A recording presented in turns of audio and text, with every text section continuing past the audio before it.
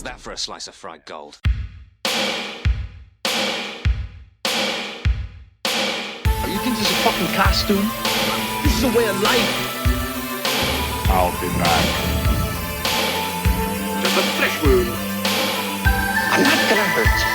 I'm just gonna bash your brains. Take your sticking paws off me, you damn dirty ape! I'm sorry, Dave. I'm afraid I can't do that. It's alive! It's alive! It's alive! I guess everyone's entitled to one good scare, huh? Alright, anyway, let's start with this. Well, hello, and welcome to Cinema Shock, the show that digs deep into the stories behind your favorite cult and genre movies. I'm one of your hosts, Gary Horn. Hey, I'm your other host, Justin Bishop, and we are joined today by a very special guest. This guy's a lover of weird movies, and he is the king. I'm going to bestow this title upon you, but the king of all things Christmassy, Mr. John Ferrer. Welcome to the show, John. Yo, wow, that feels like I should be much cheerier and Christmas coded than I feel, but I'll take it. It's you have Christmas in your heart, though. Yes, that's what matters.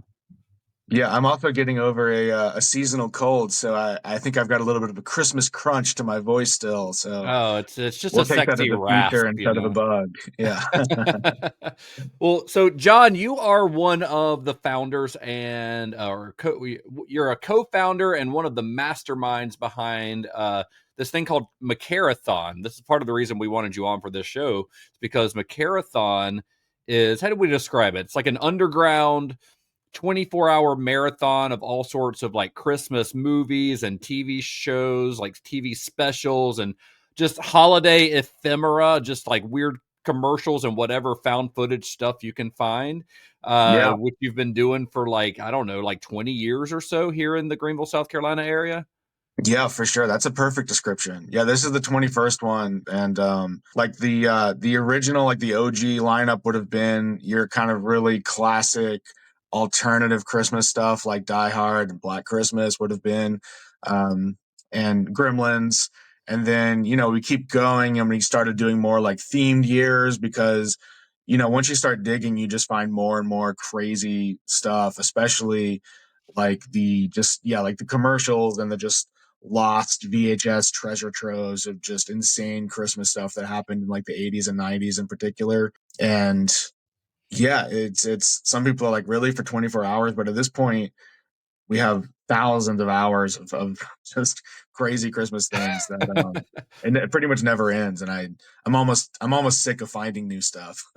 It's wild that you're still finding stuff after all these years. And it's on Twitch usually as well. But yeah, you just come out and it's a secret lineup. You don't really know what you're going to see, but it's just going to be, it's always crazy. And if you come out to wherever the hell we're doing it, it'll be a real good time. Just go to Macarathon on Instagram. It's Macarathon with an underscore at the end on Instagram. It should come right up, and cool.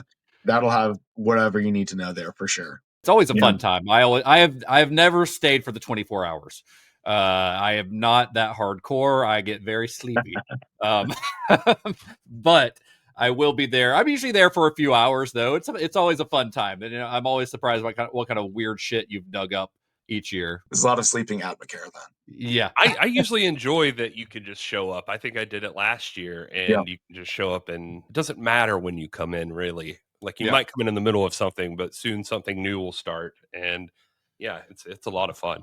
Yeah, it's a good time. So it's I'm looking forward to seeing what kind of weird stuff is going to be there this year. Yeah, what's crazy, I think you guys will appreciate this, just like it's so bizarre, like 20 years is a long time, so like just in the last few years it's become like the idea, it used to be that something like A Silent Night Deadly Night would be such a stark contrast to what was supposed to be the mainstream holiday entertainment.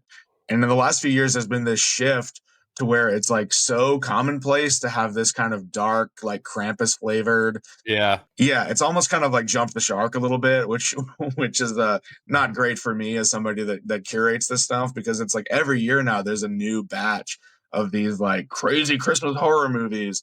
and it starts to kind of like lose its edge a little bit, which I feel like will kind of sort of segue into some of the ones that we talk about today because there's more modern ones. But like this year, we're getting yet another Silent Night, Deadly Night reboot. Yeah. It's all just getting kind of like this Krampus Funko Pops, like Yeah, right.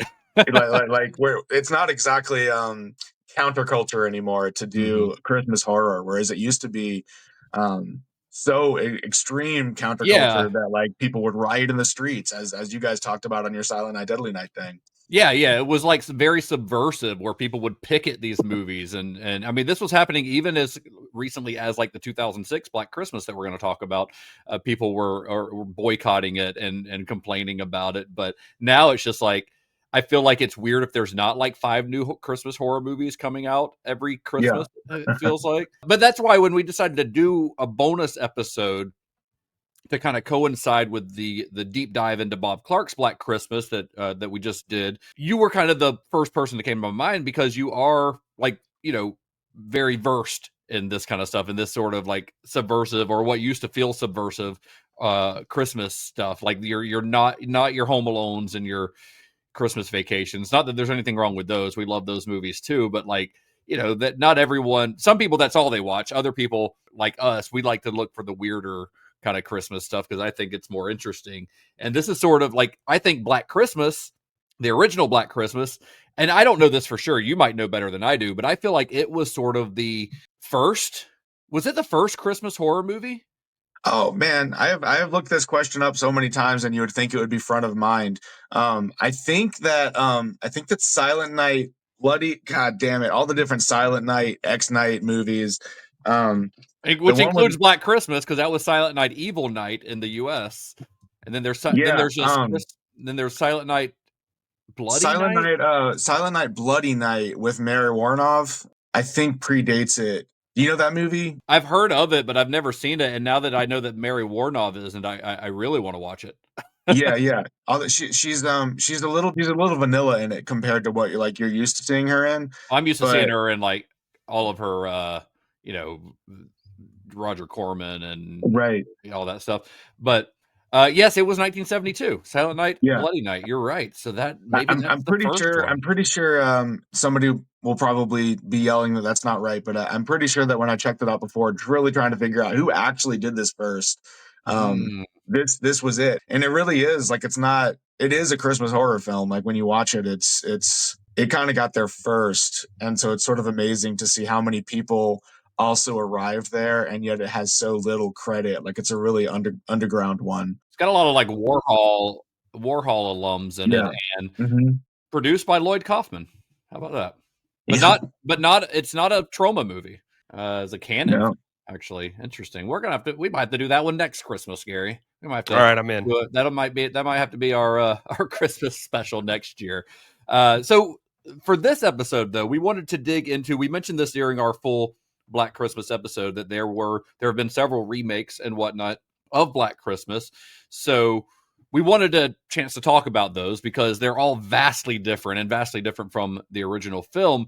And I was excited to revisit them because I had fond memories of the 2006 version, although I don't think I had seen it since that initial viewing back in 2006. The 2019 one, I was excited to talk about because I remember when it came out and me and Gary had wildly different reactions to it. So I'm very curious to see if that's still the case. And also you told me, I think you said that you had never seen the 2019 one before this. No, I just watched it for the first time this like a couple days ago. Yeah. But you'd seen the 06 one before. I had seen the 06 one. Yeah. Okay. Well, I'm ready to get into it, guys. We're going to unwrap what we're calling this, and I credit you for this one, John, but this is the Black Christmas Extended Universe is what we're going to be calling it. The BXXU is what we'll call it. Okay. Yeah, I like that. That's clever. The BXXU. And we're going to get into spoilers on all of these. So if you have not seen the Black Christmas 2006 and 2019, or It's Me, Billy, which is a fan film we're going to talk about. If you haven't seen any of these, well, we're going to spoil them, I think. So either get spoiled or go watch them first. We are mostly going to be talking about the remakes and whatnot in this episode, but the BXXU actually began way back in 1976. with the official novelization of the film written by a guy named Lee Hayes. This one was way back. This is not one of those novelizations that like tied in with the release of the movie. This came out 2 years after the movie, which I thought was pretty interesting. But it does follow the plot pretty closely.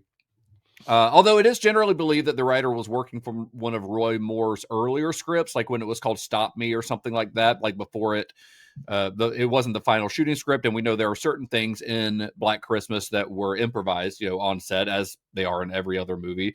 So because of that, the novelization does include a few things that are different from the film. One of the biggest differences is that there are scenes in the novelization that are from Billy's point of view. So we get his like inner dialogue, which is something you obviously don't get in the movie. You like at the beginning when he's, the beginning of Black Christmas, when we see him climbing the trellis into the house.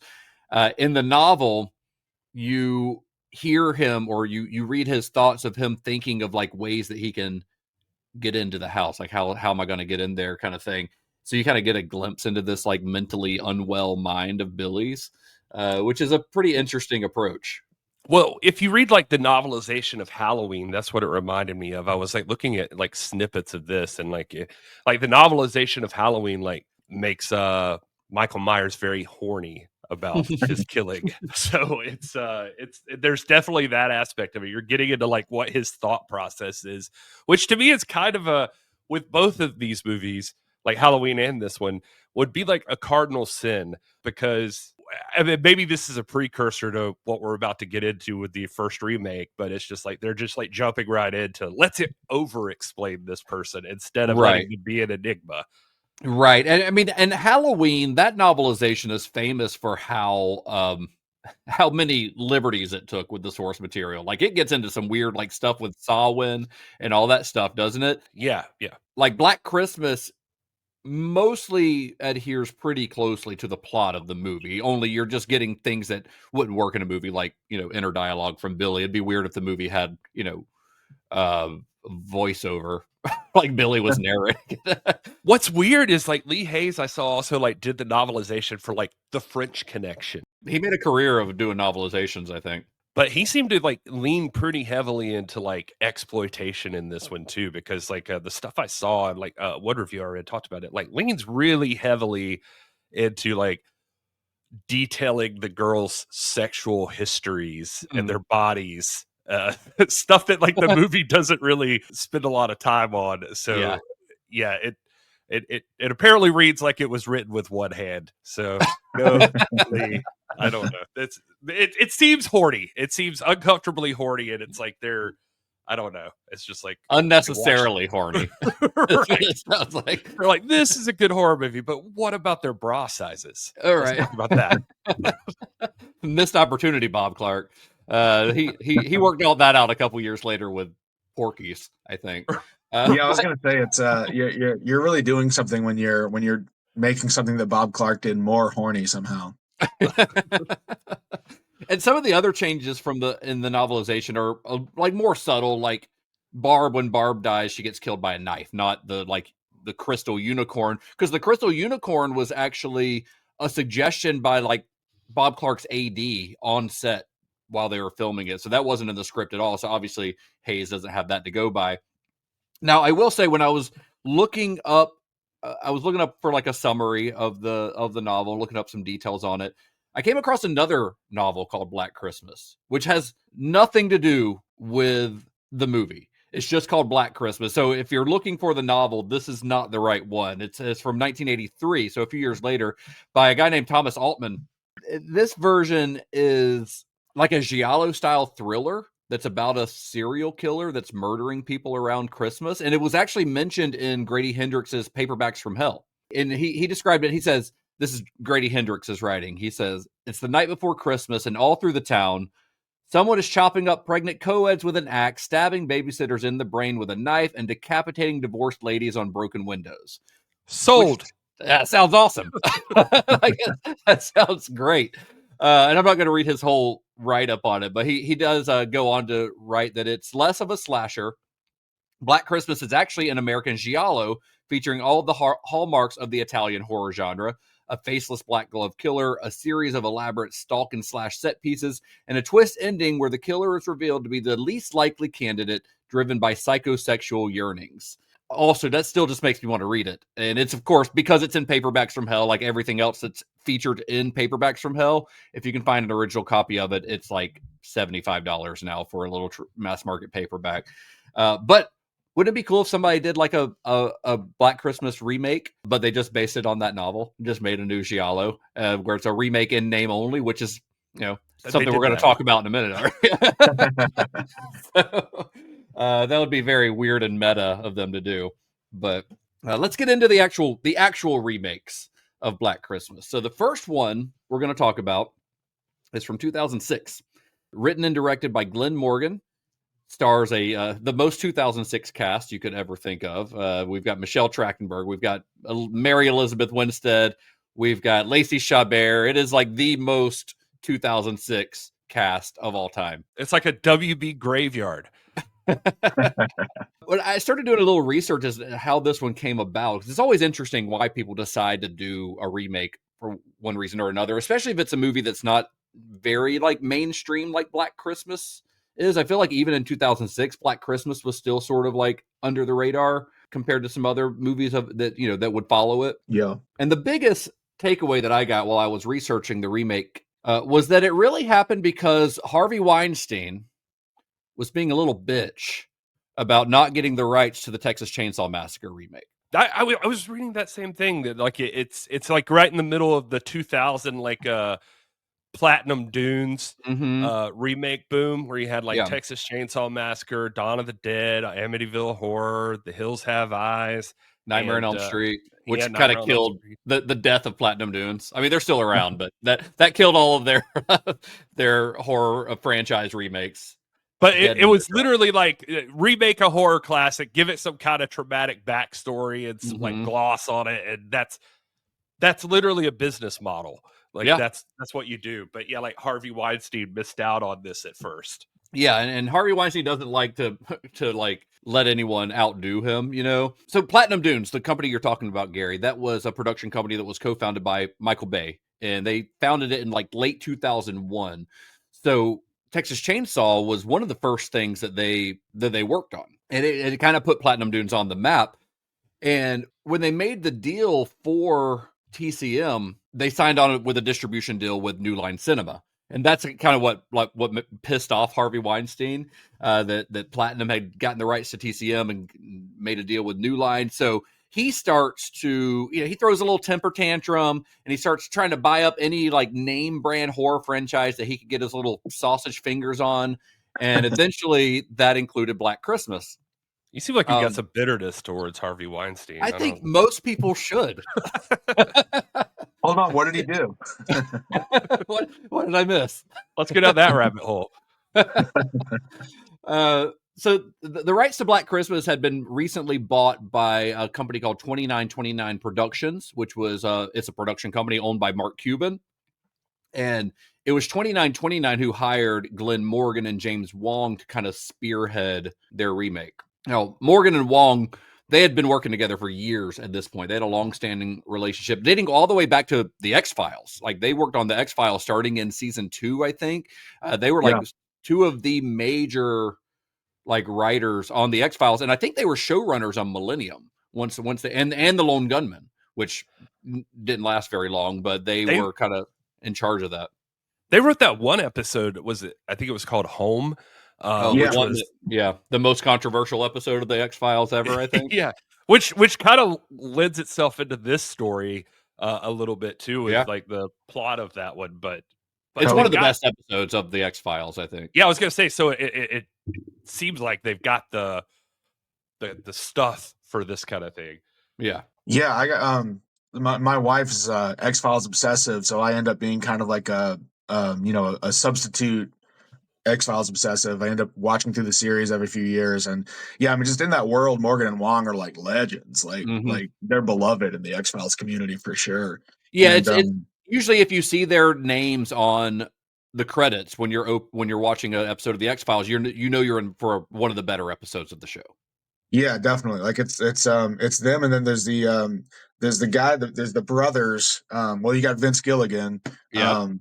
And then who's the guy that did like the Peter Boyle episode. I can't remember his name, but he only did a couple of episodes, right? Darren Morgan. Oh, it's Glenn Morgan's It's Glenn brother. Morgan's Yeah, brother. yeah. That's right. That's right. So they're like a really interesting contrast because like Darren Morgan is like the fan favorite. Like he only wrote like 5 or 6 episodes, but they're Yeah. like everybody's favorite 5 or 6 episodes. Like That Peter he's like Boyle kind one of a is, genius. yeah. Yeah, Clyde Bruckman's Final Repose It's is one of the arguably the absolute. best episodes. Yeah, Mhm. but yeah, Glenn Morgan is kind of like the workhorse, like kind of like the guy that like can get it done. Like we need an episode tomorrow, let's do it. And Darren Morgan is the guy that'll take like 3 years to write one episode of the Right. X Files, but it's like an all timer. Like You're right.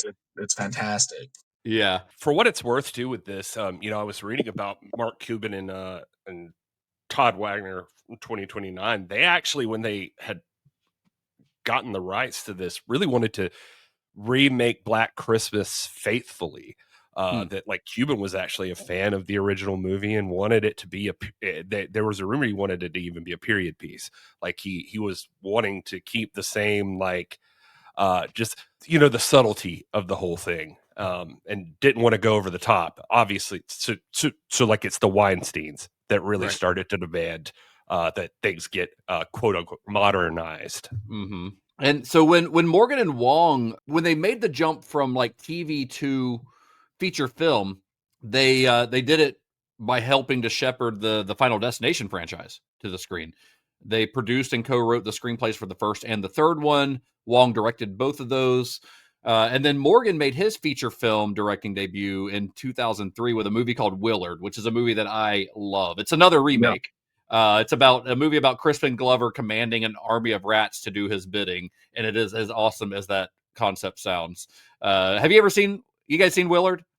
Yeah, I'm a huge fan of Willard. It's Yeah, one of my favorite remakes ever, which it's maybe it's great. cheating because I saw it when I was pretty young before I had seen the 70s Willard, which Mm-hmm. is always kind of like, did you read the book first or watch the movie first? That's always going to affect how you approach something. But I still think that's just a really solid remake in terms of how it completely builds it around Crispin Glover as a character actor, and it's so specific to him and such a Yeah, unique movie because of him being like almost in every frame.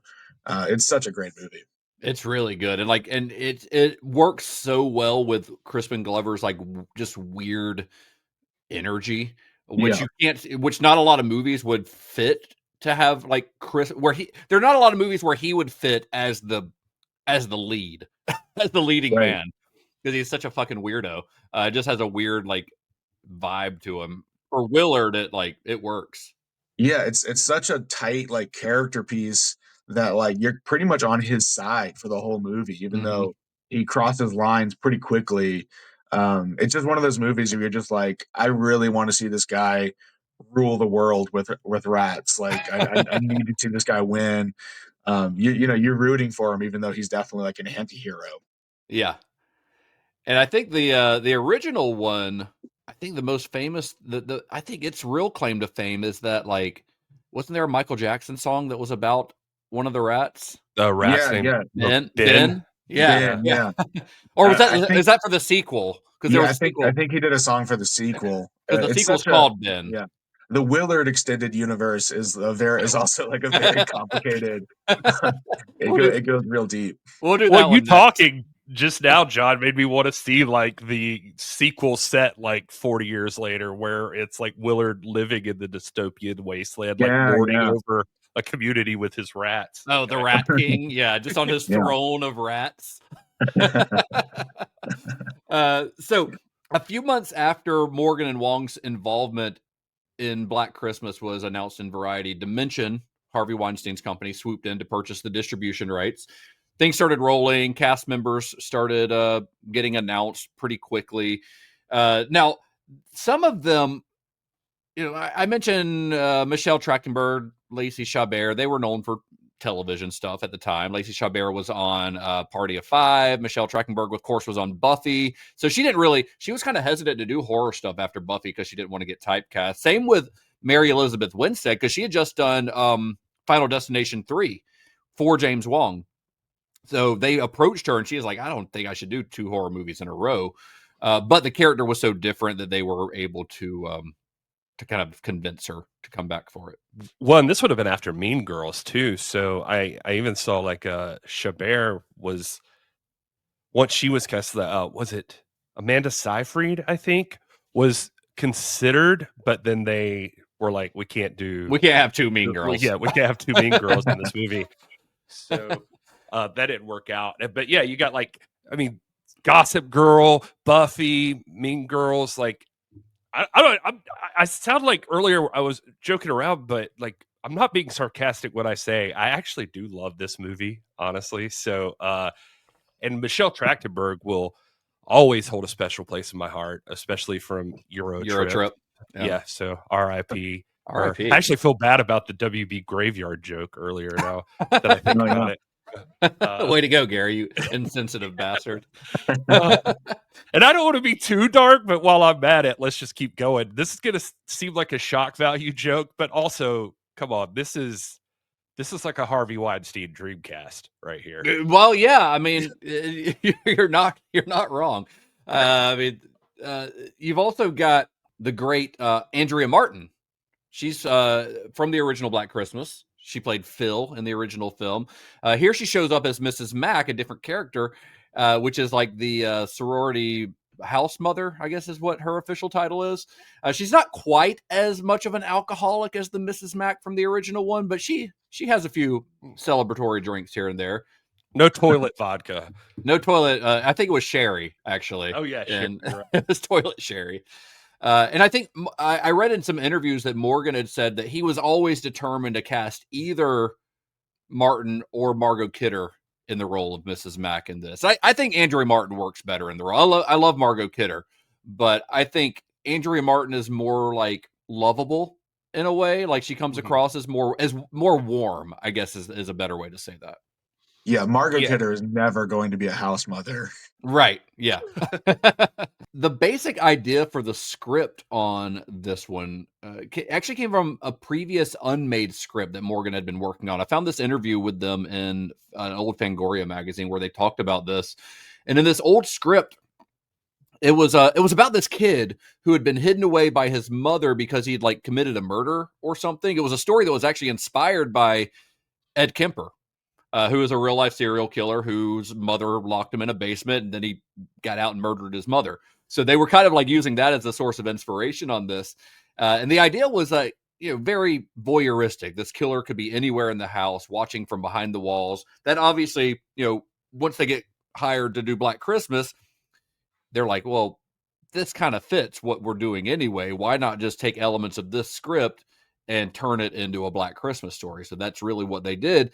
Especially in terms of like Billy's backstory, which is an element that we talked about this a lot during our Black Christmas episode, but that's an element that was purposely left ambiguous in Bob Clark's movie. What do you guys think about Billy's backstory in Black Christmas 2006? I find it uncomfortable. That's a valid reaction to it. Yeah, I find it kind of like it's I don't, considering that I kind of don't like the idea of doing it, I don't hate it that much, just in the sense that it's very suitably just nasty. Like it's a real grimy backstory, which is definitely what this movie is, wheelhouse. Like it's really pushing it to be really uncomfortable.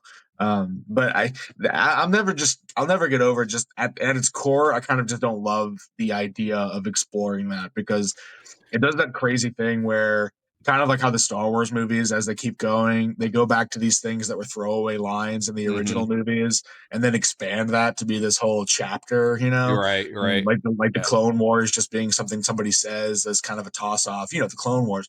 And then it's like, no, let's make that like a whole thing. Like every little thing, it's like they went through and found every tiny little thing Billy mumbled. And we're like, okay, so he's got somebody named Agnes in his life, and he's got this and that. And they build out this whole thing from basically the rantings of a lunatic, and then try to turn that into like a real story. And it's, it's sort of, it's an interesting take, but it's also kind of, that's a classic move for the remake, is to be like, this time we're really going to get into the backstory. We're going to figure out who Michael Myers is as a guy. Right. I mean, before we started recording, we were talking about Rob Zombie's Halloween, and it kind of does the same thing, right? Where like the original Halloween, part of what made Michael Myers so scary was that he had no motivation. He was just a guy who, these three girls were in the wrong place at the wrong time. They got his attention and he started killing. Had nothing to do with his bad upbringing or him being related to one of the girls or any of that bullshit that John Carpenter and Rob Zombie introduced. And like it makes the killer so much less scary if there's motivation. I feel like it's like there's something much scarier about this guy's just pure evil and he's killing for the fun of it, you know? Yeah, this random violence. Yeah. I think that John's right on the money with. Let's establish up top that none of these movies do a better job than the original, and the original is we praised that Billy was the boogeyman. I think is even how I put it in our recording of it about that one. That he's the prime example, even maybe more so than Michael Myers, of what that is. Just that voice over the phone, and you know literally nothing about him, and that's the best way to do that.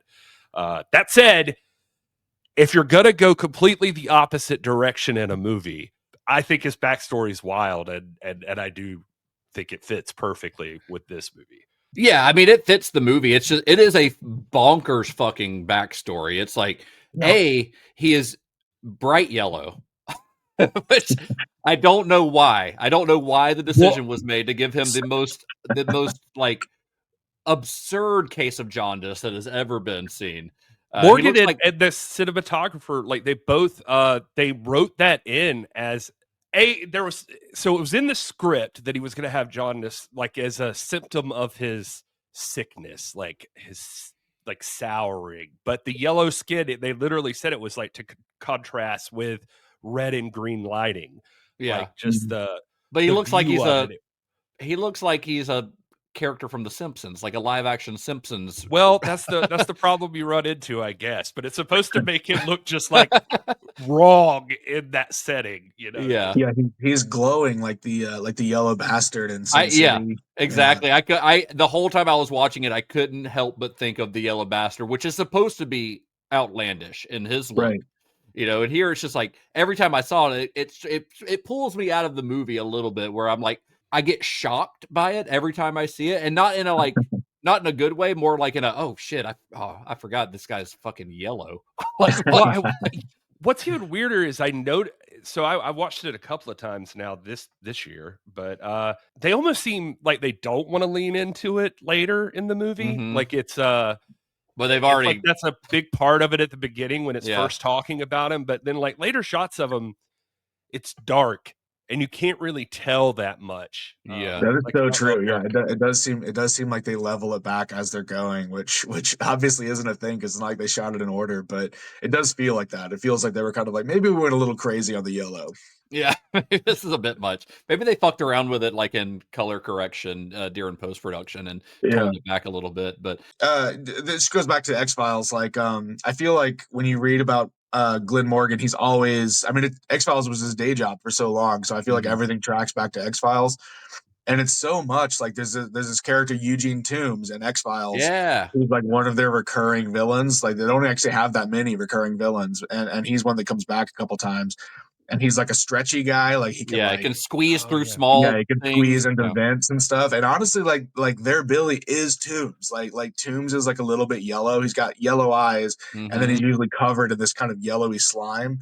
And he's always in like the walls and vents and ducts and stuff because he's stretchy. So like this Billy doesn't have quite the supernatural power to squeeze into vents, but he does live like his whole life in vents and stuff. So it definitely feels like they were like, let's just, we know how to make Toombs scary, so let's just do Toombs again, but in Black Christmas. Yeah, that's true. They I'm sure they were that, even if it was unconscious, I'm sure that's kind of where some of those ideas came from. Yeah, totally. And he has sex with his mom. Yeah, he does. Well, let's say she has sex with him. I think it's really what happened. He gets a telescope out of it. Yeah, it's a pretty fucked up backstory, to be honest. And it, of course, that's another big expansion of the lore from the original, is that the result of them having sex is that he has, or she has a baby, and that's Agnes, who I guess is Billy's sister and also daughter.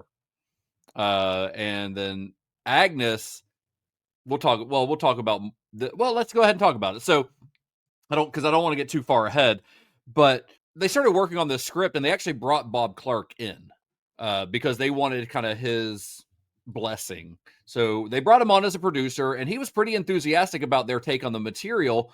He actually, in that Fangoria interview I saw, he told Fangoria that he's like, I like the fresh ideas that they're adding to the narrative. He felt like they were staying true to the spirit of the original, despite making some pretty vast changes.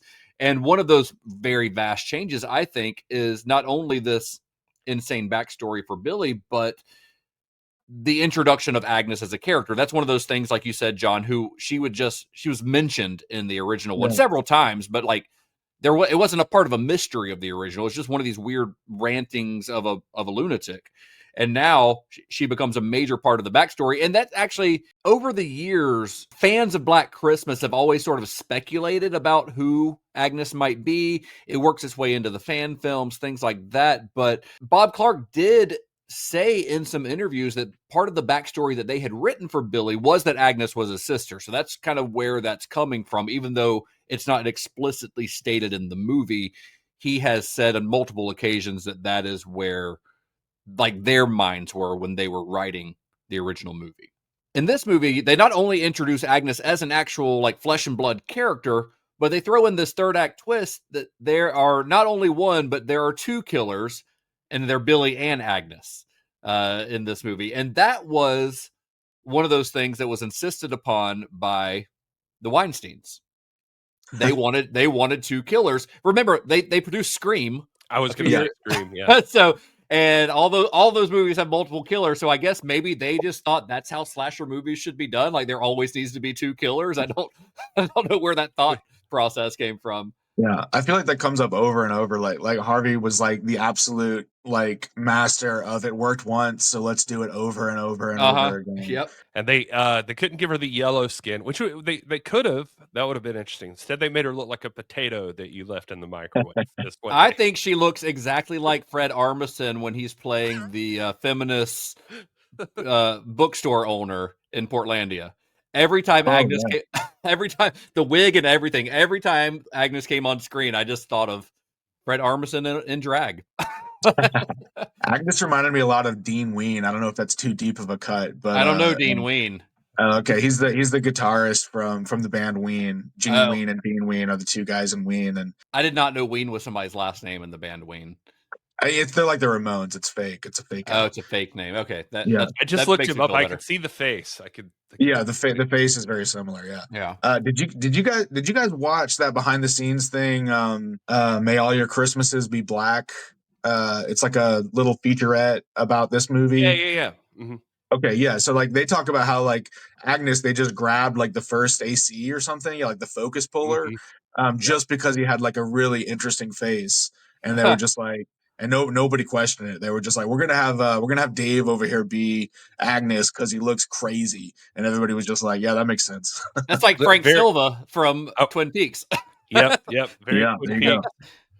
It's so funny to watch too, like the behind the scenes stuff with like Michelle Trachtenberg. Seems like, I mean, to all of their credit, apparently they were all very gung-ho about doing their own stunts and everything, but there are like some behind the scenes stuff you can see in some of this featurettes that like Michelle Trachtenberg's like ready to get like suffocated by a plastic bag, and you can see this guy's like very nice and just like worried about hurting her, and she's like, no, tighter, do it tighter, and just Oh, but before we get too far away from the incest, I just wanted to throw it back to Gary was talking about the Home episode of X-Files, and again, that's crazy because that's a very similar.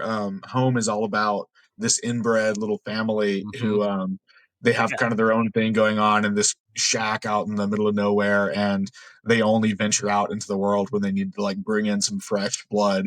And it's the same woman, Karen Konoval, who plays an absolutely insane villain in Home, like one of the great unsung villains, honestly, because she's this generationally inbred like stump of a person who's like basically on like a skateboard under the sink, and she's super creepy, super disturbing, but also has this like deep love for her family, and I'll do anything to protect them kind of thing. Really intense, and Karen Konoval is so great, and she kind of like if you the only way to see how she's great is from the X-Files because she doesn't do that much other stuff. But this is her. This she's playing the mom, who's a Oh, pretty disturbing character yeah, in this movie. very. And she gets more disturbing like as that backstory progresses. Like she starts off as like just a really bad, mean mom, and then like she just gets progressively more unhinged, kind of as it goes. And she like her hate for Billy builds and builds throughout that. That Yeah, actually makes me feel less crazy because when I was watching it this year, I was just like, man, I really like, I mean, that actress. I was just like, she's very good. Like yeah, she's, for even for the movie that she's in right now, like she's perfectly doing this role, I guess is what Right. I'm trying to say. So it was just, I was wondering like why I had not seen more of her somewhere. Huh. yeah. I don't know why she's not a bigger actor because she always like kills. Like she does another X Files episode where she plays two characters, and you don't realize it when you're first watching it because she's so good. Like she's one of those people that kind of will escape into a lot of makeup. Like she'll just really disappear into a character. She's Really got a really good. great she's got a great face for like Yeah, a very like intense face for to be like for character acting, which is perfect yeah, for being a character exactly. actor. Yeah, for me, she kind of saves the backstory because, like I was saying, I don't really love the idea of the backstory, but I think that the crazy mom character is enough of like an interesting little mini movie that it kind of makes it worth doing. And a lot of that is just because she brings so much weight to it. God, the way she just like pours that liquor in her eggnog Mhm. like this and just she's like shaking, and even the way she walks and like lights her cigarettes and stuff, there's like a I don't know if she's got like cirrhosis or something going on, or she's just like fucked up, but she's Yeah. I don't know, she's great. She just puts a lot of like intricate detail that she doesn't have to do, but she just is great at it. Totally. That whole backstory, the addition of Agnes as a second killer, all that bullshit. That's one of the many disagreements that Wong and Morgan had with the Weinsteins on the film. But like you said earlier, the Weinsteins were sort of known to be tyrannical, I guess you would say, on their movies that they produce, and this was no exception. And they were the ones that sort of set the tone of the movie. They wanted it to be glossier and more violent and very different from maybe what this had originally been conceived as. And one of the other most notable things that they put their hands on was the ending of the film. So in the original version of this, the movie ends with the characters of Lee and Kelly in the hospital after everything, which we see in the movie. But then they get a phone call from Billy, who they thought was dead. And they filmed this scene, actually. And it had this sort of open-ended ambiguity that was meant to be an homage to the original movie, the Bob Clark's original movie's ending, which ends on a very ambiguous note where Billy is still out there. Naturally, Harvey Weinstein did not like the ambiguity of the ending, and he insisted that Morgan write and shoot a more violent conclusion, which is why we get an ending where Billy falls off of a balcony or whatever, a banister, and gets impaled on a very, very sturdy Christmas tree topper. Strongest Christmas tree ever. So that's yeah. And Morgan hated all of this. And for what it's worth, I always see like of the Weinsteins, like that's the one Bob Weinstein's notorious for, right? Like it always seems like Bob's the face of that operation as far as who's yelling at you and like Right. telling you to change things. Like Harvey's busy being a grapey goon or whatever, and but Bob is the one that's like the big asshole, like in your face about stuff, or at least the stories I feel like I've seen a lot recently. Yeah. But yeah, that Morgan disowned like all of that end stuff from. I saw an interview with him in like Fangoria. It just he talks about it makes no spatial sense, is what he says. Like he just thinks even like just the setup of him of Billy falling off this balcony, and it's just like what is that It's very, area of the yeah. hospital? And Yeah, exactly. It's very forced. Like it doesn't make any sense. Why is Billy at the hospital? Yeah. Why is he there at all? It's very silly. The original ending, I think that when this was released in Europe, they used the original ending. But I don't know that it's available. Have you guys seen it? Is it available here at all? I haven't come across it. No. Yeah, No. I didn't run across anything. Kind of wish they would do like a director's cut that release that restores that original ending. Well, it's really sad when you think about all the stuff. I feel like we've done a good job, especially with John here, knowing so much more about him with like Morgan. That like I saw like interviews with him prior to this, that he was saying like after Willard, like he was hoping to bounce back from the Willard thing not doing so well, and then literally said like, if this movie doesn't do well, then I'm done.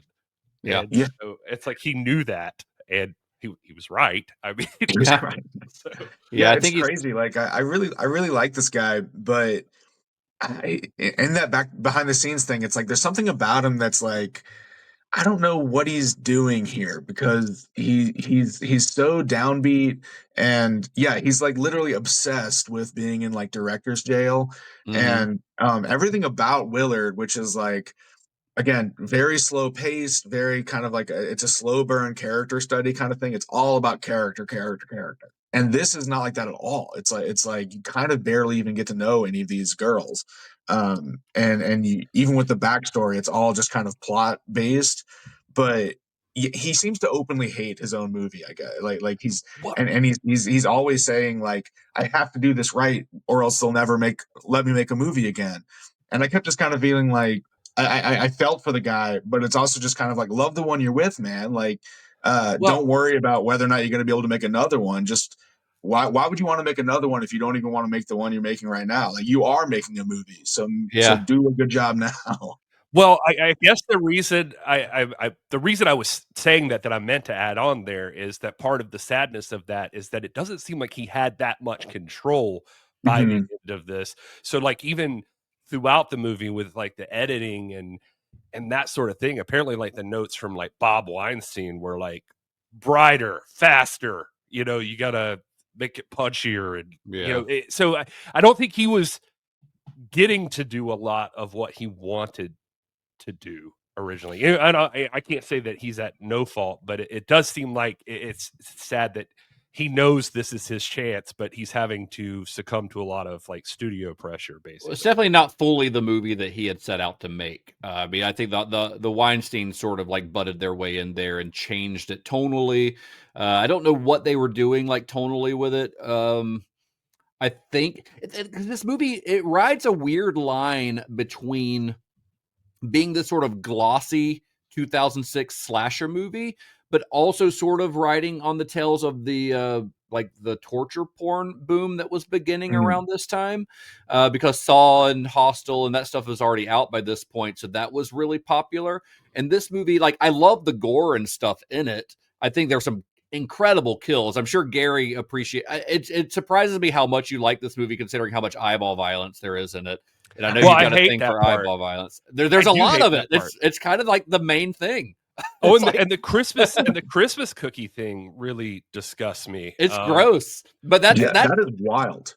And that's one of those moments. The Christmas cookie thing made out of the skin is one of those things that it feels like they were pulling from like Hostel, like they were trying to do something just over the top gross and disturbing like that. But then it's got this like glossiness to it that feels very like studio slasher.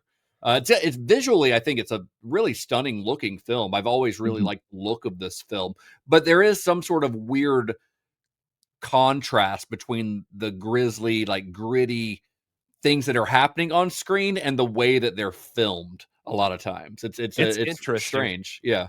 And you make a good point because we've talked about it a few times too, but even this is around like what the time of like Rob Zombie's Halloween too. So yeah, it's a year earlier. Yeah, 2000s horror was like obsessed with.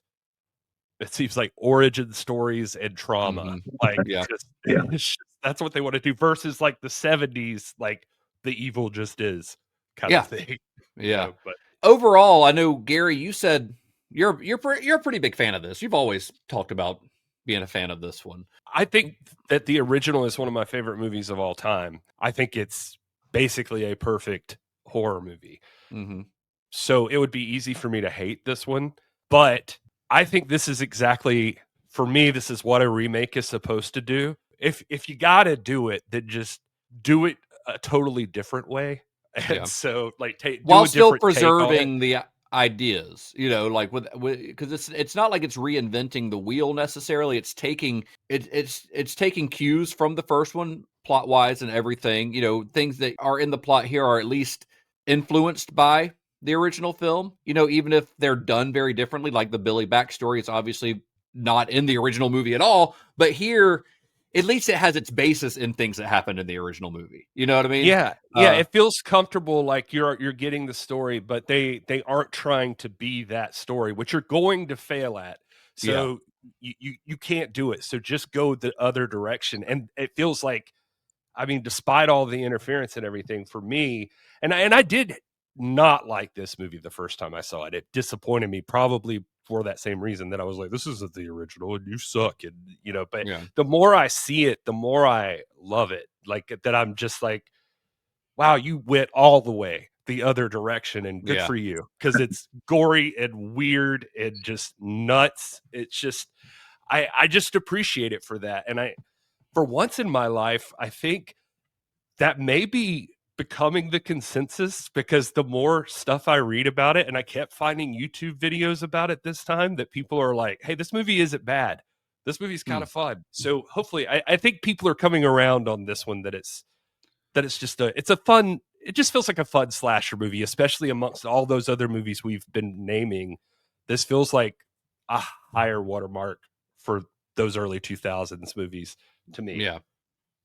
Yeah, for sure. Like, it definitely is having a resurgence, and I only watched it. I totally skipped it the first time because I was just like, why would I watch a Black Christmas remake? I was curious because I liked Willard so much, but it didn't grab me the first round. And the reviews, maybe you'll get into that in a little bit, but I mean, like, it did not go well when it came out. So it seemed like something to steer clear of. And then I only came to it a couple years ago just because it did seem like people kept revisiting it and kind of saying, we kind of missed the ball here. There's something great here. And I got to say, I'm not as huge a fan of it, but I appreciate aspects of it, and you guys are making me appreciate other things about it. Mostly I do like, for like my purposes as somebody that likes to put on Christmas movies to get a reaction out of people, it really kind of like delivers just it's a very just kind of nasty, mean-spirited Christmas horror movie in that old school sense of like, there's like death by candy cane, death by Christmas lights, there's like blood splattered eggnog. Like, a lot of times you're just kind of like, come on, if you're going to make a Christmas horror movie, give me the Christmas Lean horror. into it, And you cannot accuse this movie of not delivering the Christmas horror. Like, it's nonstop.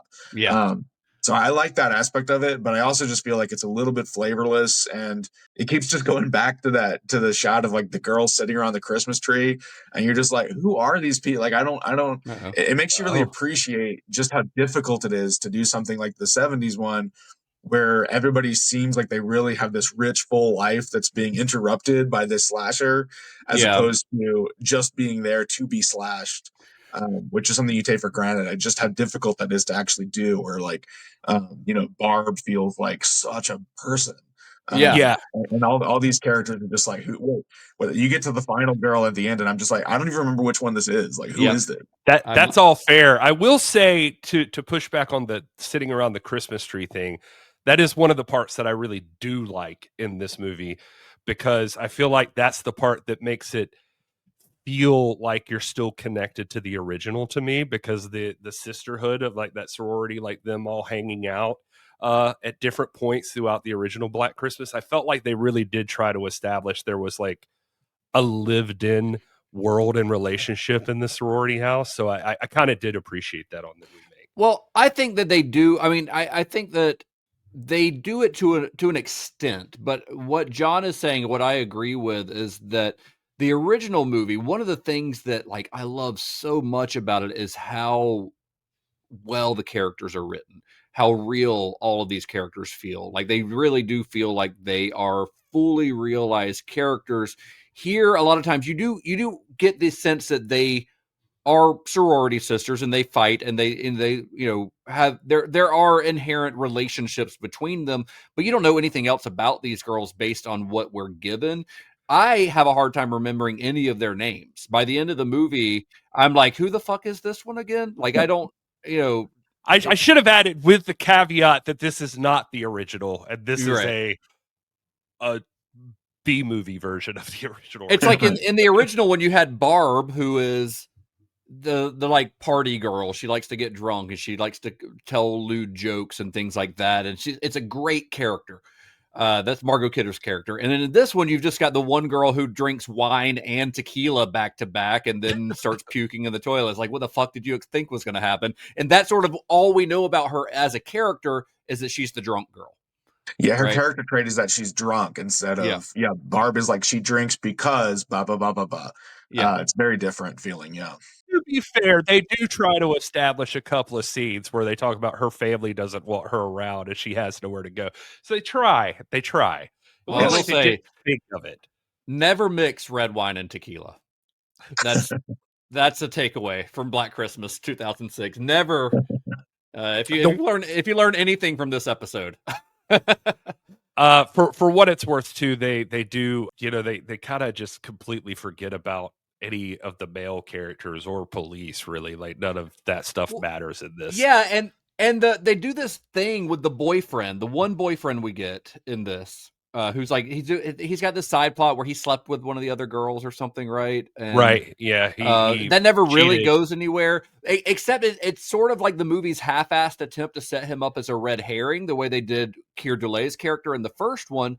The difference here is that we already know that it's Billy. Like, there's no mystery. We see Billy escape from the asylum at the beginning of the movie, and then we constantly see his backstory. Like, we know it's Billy. Don't try to set up a red herring when you've already told us who the bad guy is. Like, that doesn't make any fucking sense. It's like they were just doing it because the original did that with the boyfriend character, that we feel like we need to do that. They do that? The only time I can think of that they might have done that's when he sneaks into the girl's room because he's trying to find the video. But then when he comes out, and they all confront him, they place him, they portray him as like this asshole. He storms out of the place. Like he's a real dick. And the movie, it doesn't do it as like blatantly as the original with Peter, where like Bob Clark was very much trying to set him up as the fake, idea of a killer.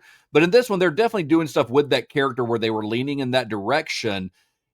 And it doesn't make any sense.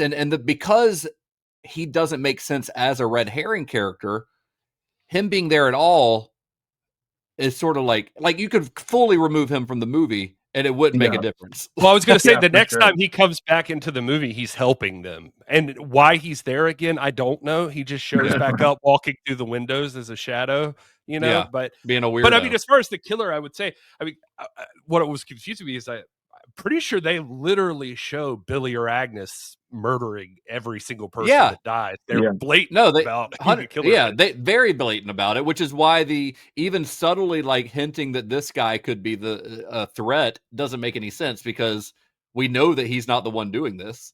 There's deleted scenes on YouTube, and there's actually more of that they cut out. Like there's parts where they have little conversations about like, what about Eve, who was also introduced as kind of like could she be somebody? Like she's introduced in this very like, what's her deal kind of way.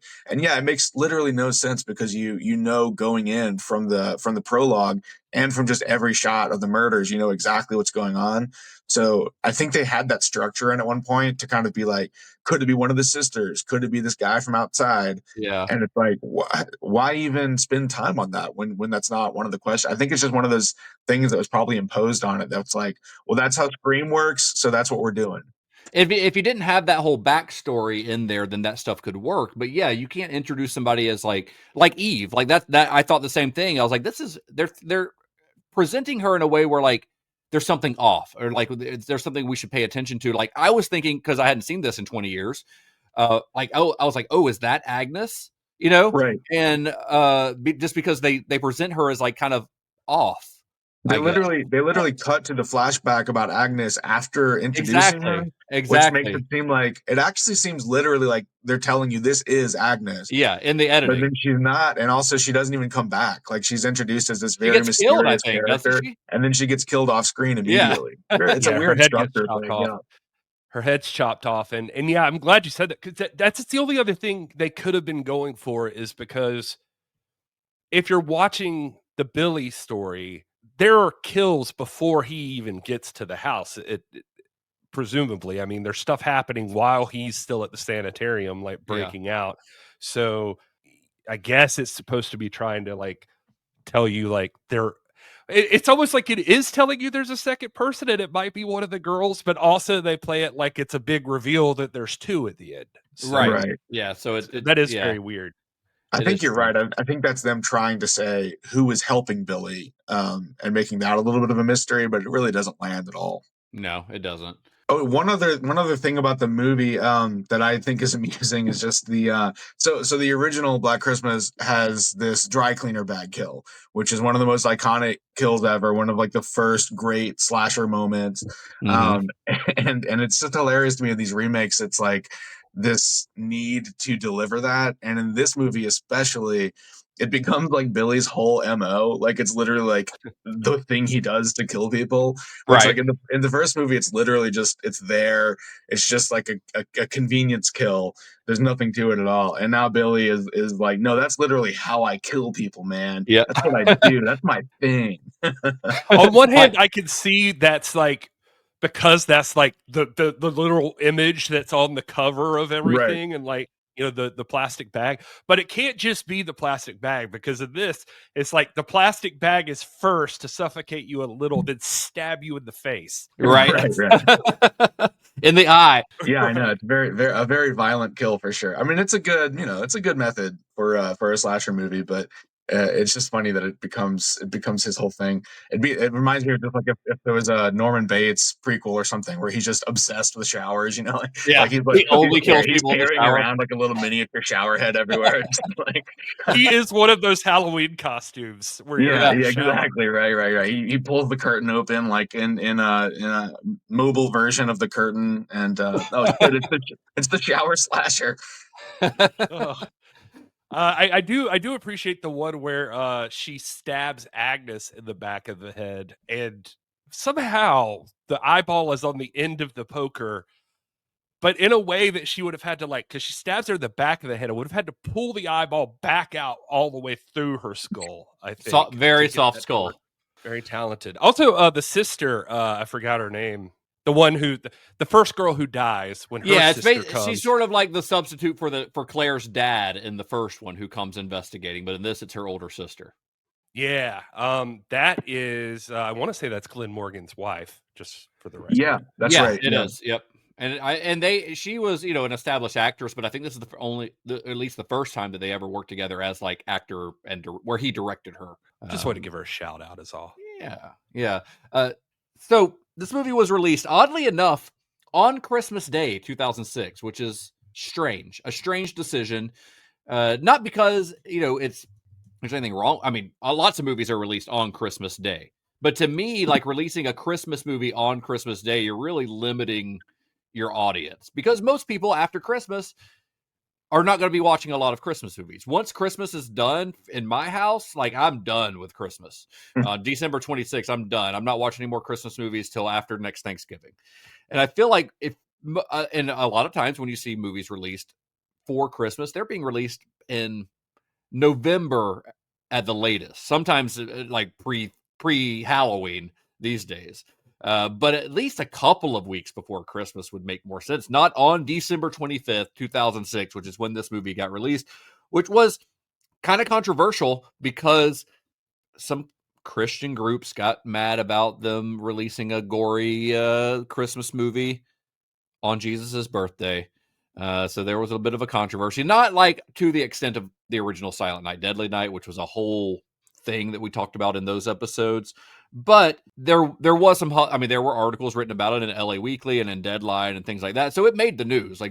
But I don't know that really hurt the film's box office. But the reviews for the film might have hurt the film's box office because the reviews for Black Christmas were really, really not very good. Before we move on, there is a weird addendum to this story because, and I was texting you guys about this a little bit yesterday, but the Weinsteins not only fucked with the film throughout production and post-production, but they actually went behind Morgan's back to shoot a whole bunch of additional footage for the trailer, stuff that's never in the movie. So like if you go watch the trailer for this, or you go watch TV spots on YouTube and stuff, there's a whole lot of there's like a shot of a hand coming out of a frozen lake. There's this insane, spinning Christmas light killing machine that's pulling one of the girls into it. which is cool. But it's nowhere to be found in the actual movie. There's also a lot of dialogue from Billy in the trailers that are not in the movie at all. And he's giving like Christmas themed one-liners. It's very, very silly. There's my favorite of this additional footage. There's a shot. It's not in the trailer, but it was used in one of the TV spots, and I was able to find it on YouTube, of Michelle Trachtenberg pointing a shotgun at the camera and saying, "Merry Christmas, motherfucker."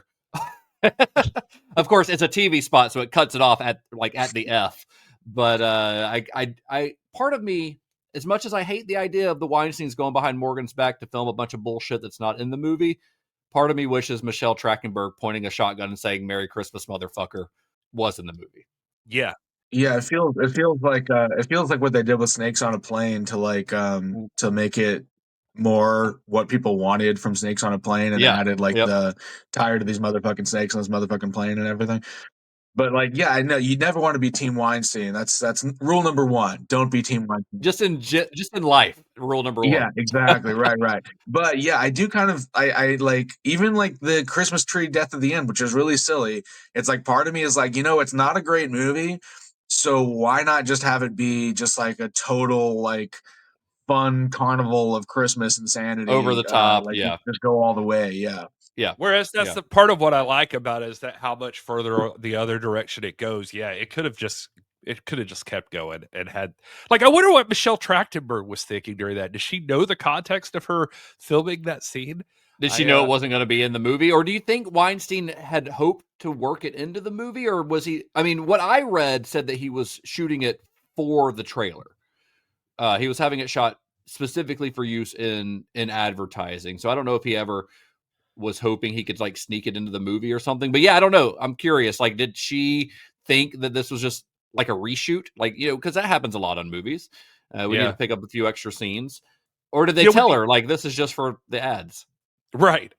Some of the marketing for it in general was kind of interesting to me, just because it seemed very hostile to where the original was, Christians hated it, and this was bad news. This one seems to be poking at Christians, and I read that Bob Weinstein was like, this is great free press, so he was all for it. So they're the TV spots are Christmas is ruined, and they're very aggressive. They're very aggressive and very 2006. They're very you wouldn't steal a car.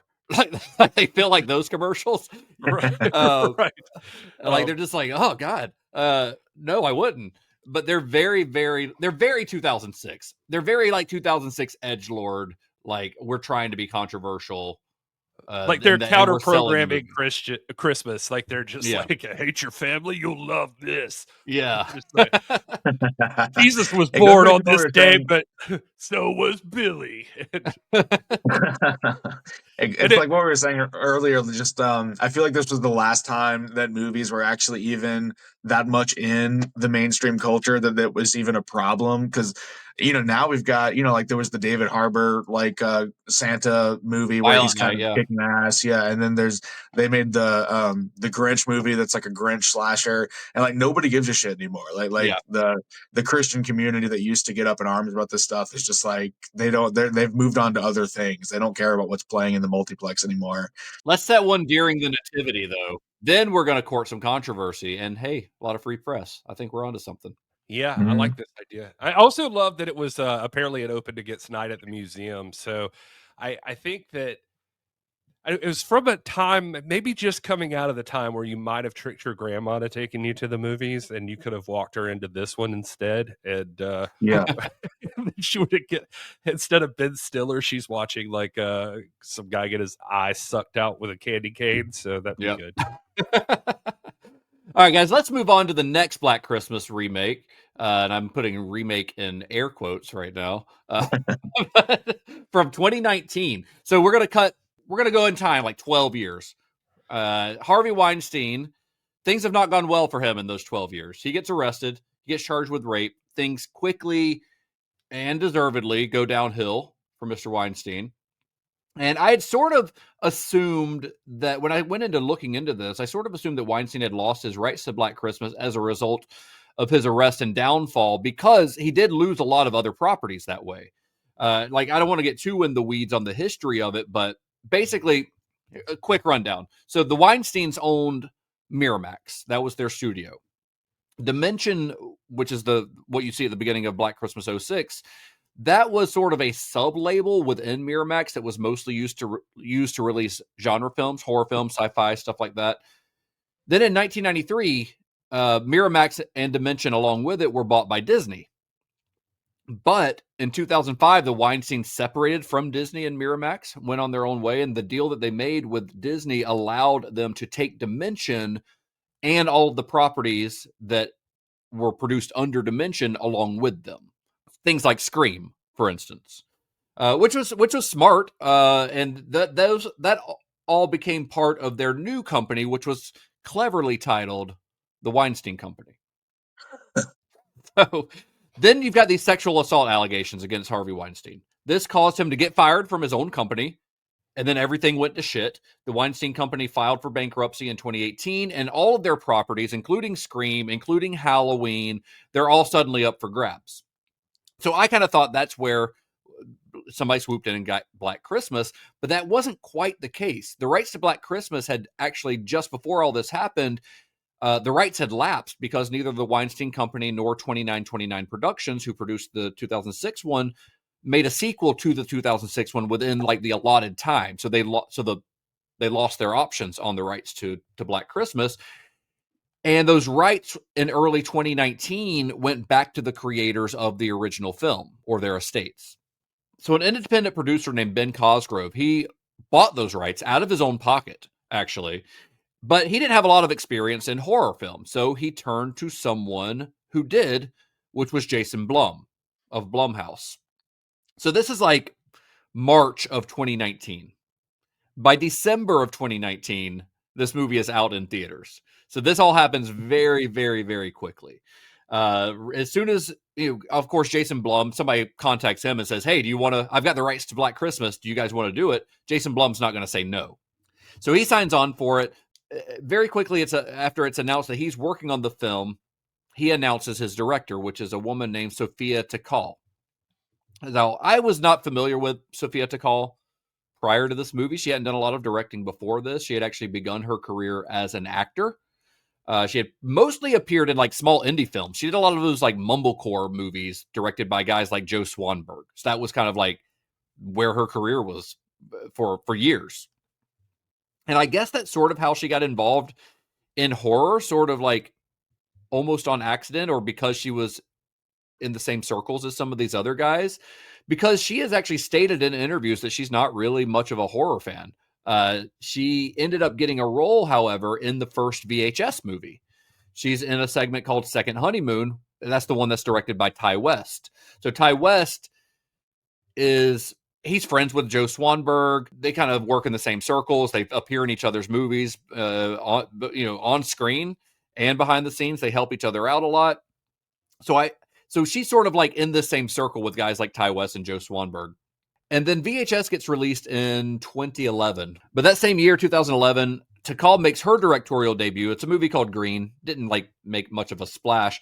Then a couple years later, she follows it up with a psychological thriller called Always Shine. And Always Shine got some pretty good reviews. It was pretty well received. And it came out in 2016. And that's the movie that kind of put her on the radar for Jason Blum. Jason Blum hired her to direct an episode of this Blumhouse produced Hulu series called Into the Dark. Do you guys remember that one? I do, yeah. Yeah. It was like every episode is like feature length, I believe. Every episode is like 90 minutes or so. It's like the length of a movie. They're basically like movies released as episodes, but each one is set on a different holiday or is themed to a different holiday.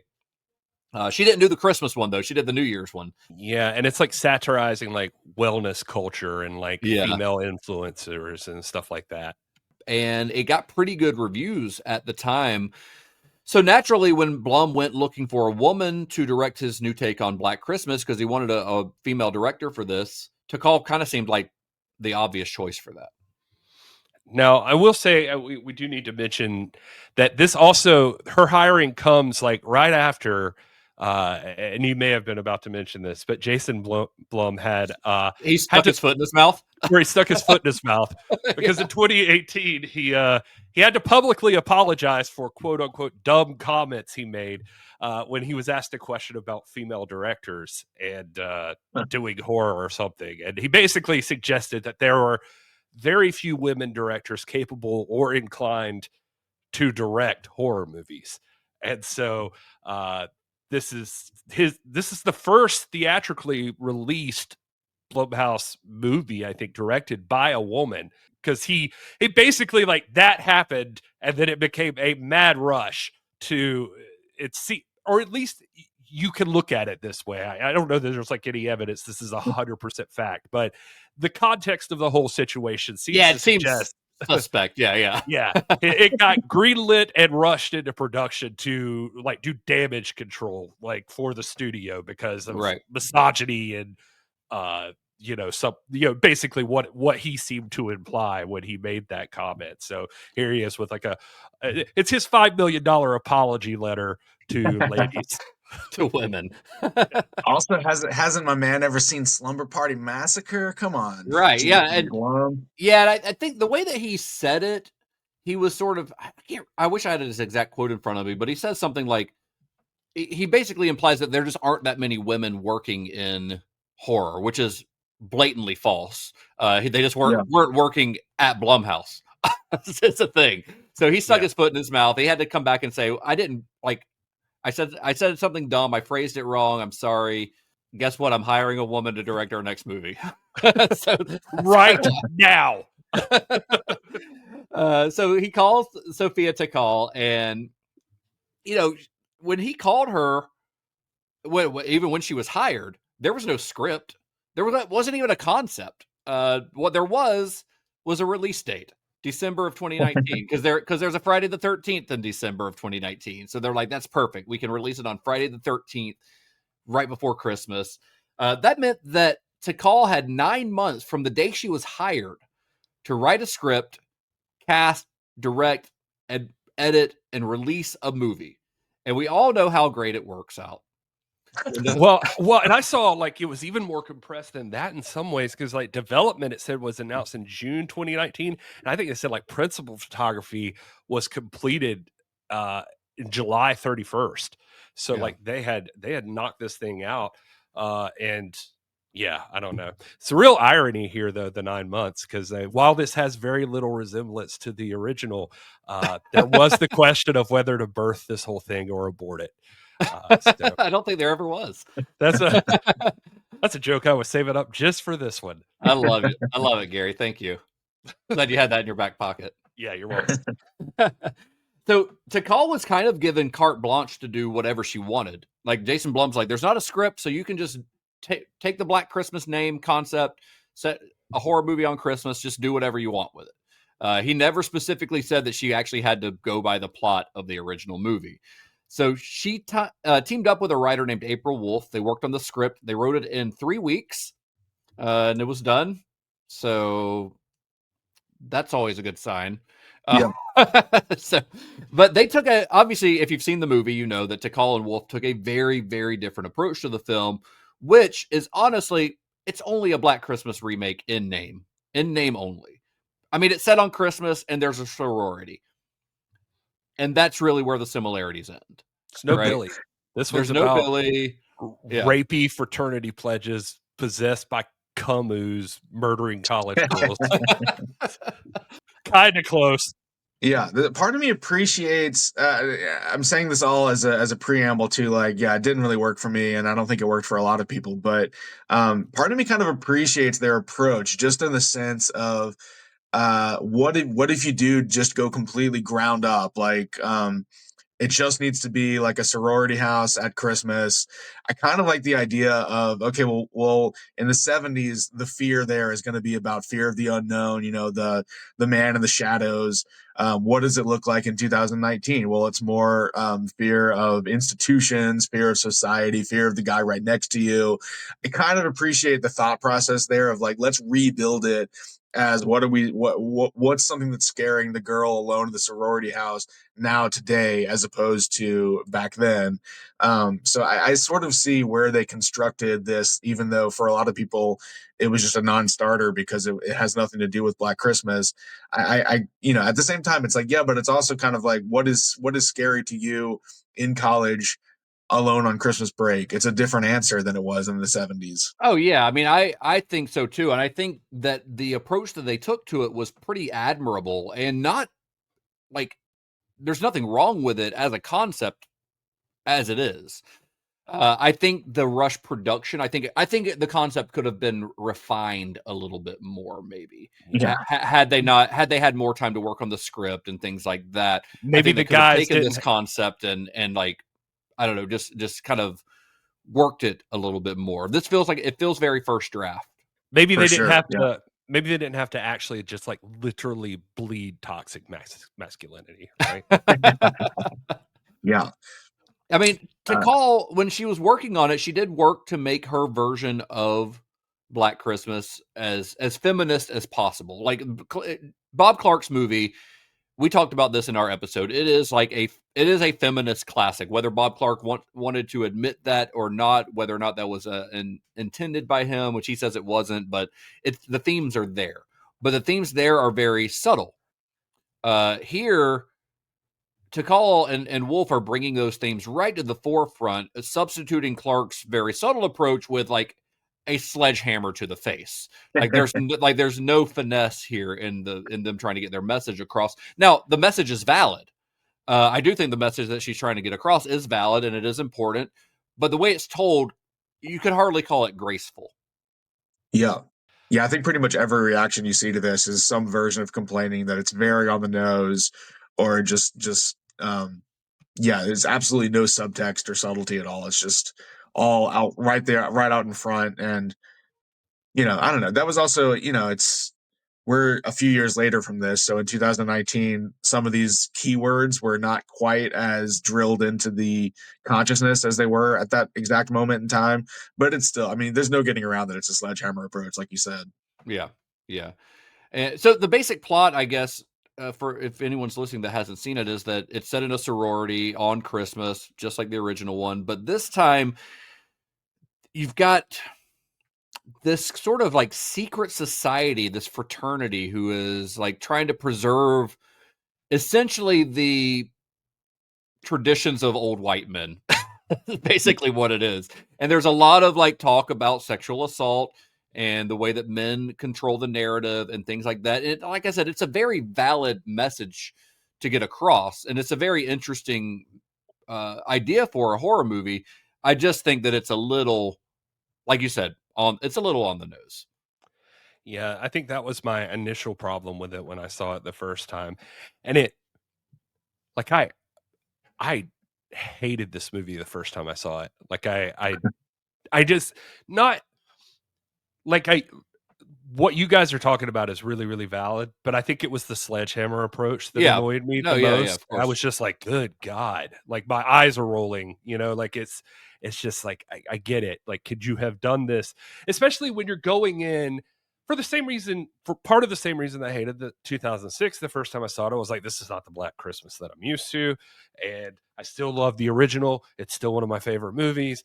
Now you're doing this. This is not even close to that. So that's annoying, which I get it. They're doing something different. But also, if you advertise it as Black Christmas and it's a remake of Black Christmas, I get to judge it against Black Christmas. Yeah. So then I then have to look at like, Bob Clark did everything you're doing, it feels like, but so much better. And Yeah. But although John does make a good point that the fears are a little different. So I wasn't putting that into perspective. But I was annoyed with it for a lot of those reasons. But it still could have been really different.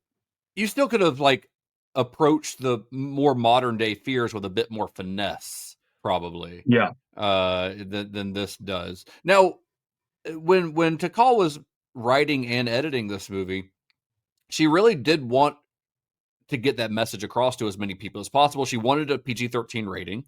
There was not like a contractual thing that Blumhouse, they release R-rated horror movies all the time. She wanted it to be PG-13 because she wanted it to be accessible to new audiences, specifically young women who might be interested in horror as this sort of like an entryway to horror, because she wanted more people to see it, because she wanted to open up discussion on the issues that it was addressing, specifically sexual assault. So she had very good intentions for this. You can't doubt that. This actually, I wanted to let you get that point across, because this actually is what saved it for me this time. Don't get me wrong, I still don't like this movie. I don't think it's very good. I kind of still want to hate it a little bit, but I do appreciate that it exists, because this time watching that and understanding like Takal's like motivation behind it, getting a little more context, and like, okay, think about like the themes they're trying to present. And then because the other side of what made me mad about it the first time I saw it is like, it's not even going all the way the other way like the other remake. It's not even like that violent or bloody or anything. Like the Diva Cup's got the most blood out of anything in this movie. Like it's like, what are they even doing with this thing? This feels like a fucking R.L. Stein made for TV kind of thing in a lot of places. For sure. It's almost bloodless.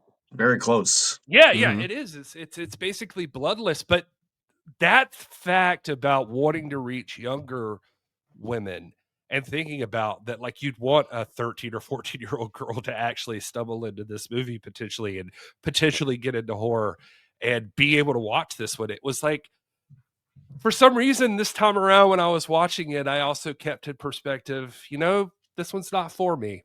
Like this, it's not exactly for me, at least. It made me accept it a little more than I had prior. Yeah, it's funny. When I first saw this, I saw it in theaters in 2019, and I really enjoyed it. Like, I didn't love it, but I really enjoyed it. And I really especially enjoyed the finale, because one thing that will always make me happy in a movie is when a bully or an asshole gets their comeuppance. I just love it. I absolutely love that every time I see it in a movie. And that's kind of what happens at the end when Imogen Poots, she gets vengeance on this asshole who assaulted her and before the movie began. And that was that made me want to get up and cheer. And I think I walked away with that sort of feeling of being excited that happened. This time watching it, because I haven't seen it since then. Maybe I have. Maybe this is my third time seeing it. I can't remember. But anyway, this time I didn't love it as much. Now I definitely never. I would not say I hated it like Gary's first reaction to it, but my enjoyment of it definitely, especially watching it right after Bob Clark's and right after even the 2006 one, it's like, this is just, why do they even call it Black Christmas? What's the point? And the way that it's themes, which I enjoyed seeing in the first time I watched it, this time they just felt so heavy-handed that it was sort of almost distracting to me how heavy-handed they were. So I didn't enjoy it as much this time, for sure. I hated it for all of those reasons the first time I watched it. And then by the end of it, because it had all of those themes and because I thought it was annoying, I then had to think to myself, am I MAGA now? What the fuck is going on? I think Are you a toxic? Yeah, what happened to me? Am I wrong? Am I going to get canceled because I hate this movie so much? Well, you weren't. Joined the Joe Rogan universe after watching Black Christmas 2009. Headline. Well, you weren't you didn't dislike it because you thought it was a man-hating movie. I don't think that's what your reaction was. I think your reaction was that it was not getting its point across in quite the right way. And it pushed it just to the border of where you're like, I fucking get it. Okay. Yeah. It sucked. I know. I understand. I agree. You've made your point. This doesn't have to be our whole relationship. Right. Part of me always feels bad comparing it. But it's also well, I didn't do that. You did that, if you're coming for the queen, you got to come correct, so if I didn't tell you to name it Black Christmas. So right. As soon as you do that, there's a little bit of kind of well, you're not doing the things that movie did. And the pushback on that is always well, treat it as its own thing. They didn't treat it as their own thing. So that's on you, man. Yeah. The 2006 one at least is recognizable as Black Christmas, but then it takes it in its own direction and it becomes its own thing, using the original film as a starting point. This one uses the title as a starting point and nothing else. I mean, the sorority setting, I guess, and that's really it. It is not really a remake. It is another movie called Black Christmas. What's especially frustrating too this time watching it, even with the perspective that I went into it this time with, is that there is stuff in this movie that works. And I don't mean just like, this is like, what if Dr. Doom was a rapist? But I mean, like, it's it like the Up in the Frat House song, that whole scene, like that should be iconic. That should be a really well remembered great scene, but as it is now, I don't think that anybody remembers it at all. And that's too bad, because there's stuff like that like, while that could have been over the top to some people in the right context, like that could have been a really cool part of this movie. Well, because they're trying to get that point across during that performance, like the characters are, so it fits there. Like this movie's got good moments. I still think the finale is really fun. Just seeing all those girls like burst in, even though like I think the way that it introduces that this is happening at multiple sororities is really clunky and really awkward. All of a sudden we have all these characters burst in to save the day that we've literally never seen before, except for one of them. So it's a little bit, it's just not very particularly well done. Again, I just think it needed another couple passes over the screenplay. It's a little like The Invitation, like that there's like something going on that's almost like that movie was. Spoiler for that movie, I guess. But that one's so much better though. Yeah, that one's so much better. But yeah, there was that Kusama, another master of the female horror world. She's awesome. Yeah, she's so great. It's so sad. It's just kind of dropped in and it comes out of nowhere, and so it's just a little weird. I did want to mention too that Ricky Lindholm apparently wrote that Up in the Frat House song too, so I thought that was kind of cool. If you don't know, what? I didn't know that. That's crazy. Yeah. Who is that? That's Garfunkel and Oates. From Garfunkel and Oates. Yeah. Oh, really? That's fun. Yeah. Okay. Yeah. So she's cool, but I was looking that up as she wrote that. That was pretty neat. Yeah, and the cast here is, I mean, they're pretty good. A lot of them are sort of forgettable, I guess, except Imogen Poots, I think, is really good. She's sort of becoming almost a modern day Scream queen. She's appeared in quite a few like horror movies or horror adjacent movies, I guess, like Green Room, I would call horror adjacent, Vivarium, stuff like that have like horror elements. But I've always just really liked her. And then, of course, Cary Elwes, we got to mention, who plays like kind of the big bad. He's like the professor who's overseeing this whole thing. Now, Cary Elwes was not their original pick for this. So they filmed this movie in New Zealand. They did that because they were shooting in the summer and it doesn't snow in North America in the summer. So they had to go somewhere on the other side of the equator. They ended up going to New Zealand because there are colleges that look like American colleges there, and it's wintertime during June and July when they're shooting this. So they go to New Zealand to film, and their original choice for Professor Gelson was New Zealand's own Sam Neill, who would have brought such a very different energy to this role, I think. I actually love that idea. I think it would have been great. I think it would have been better.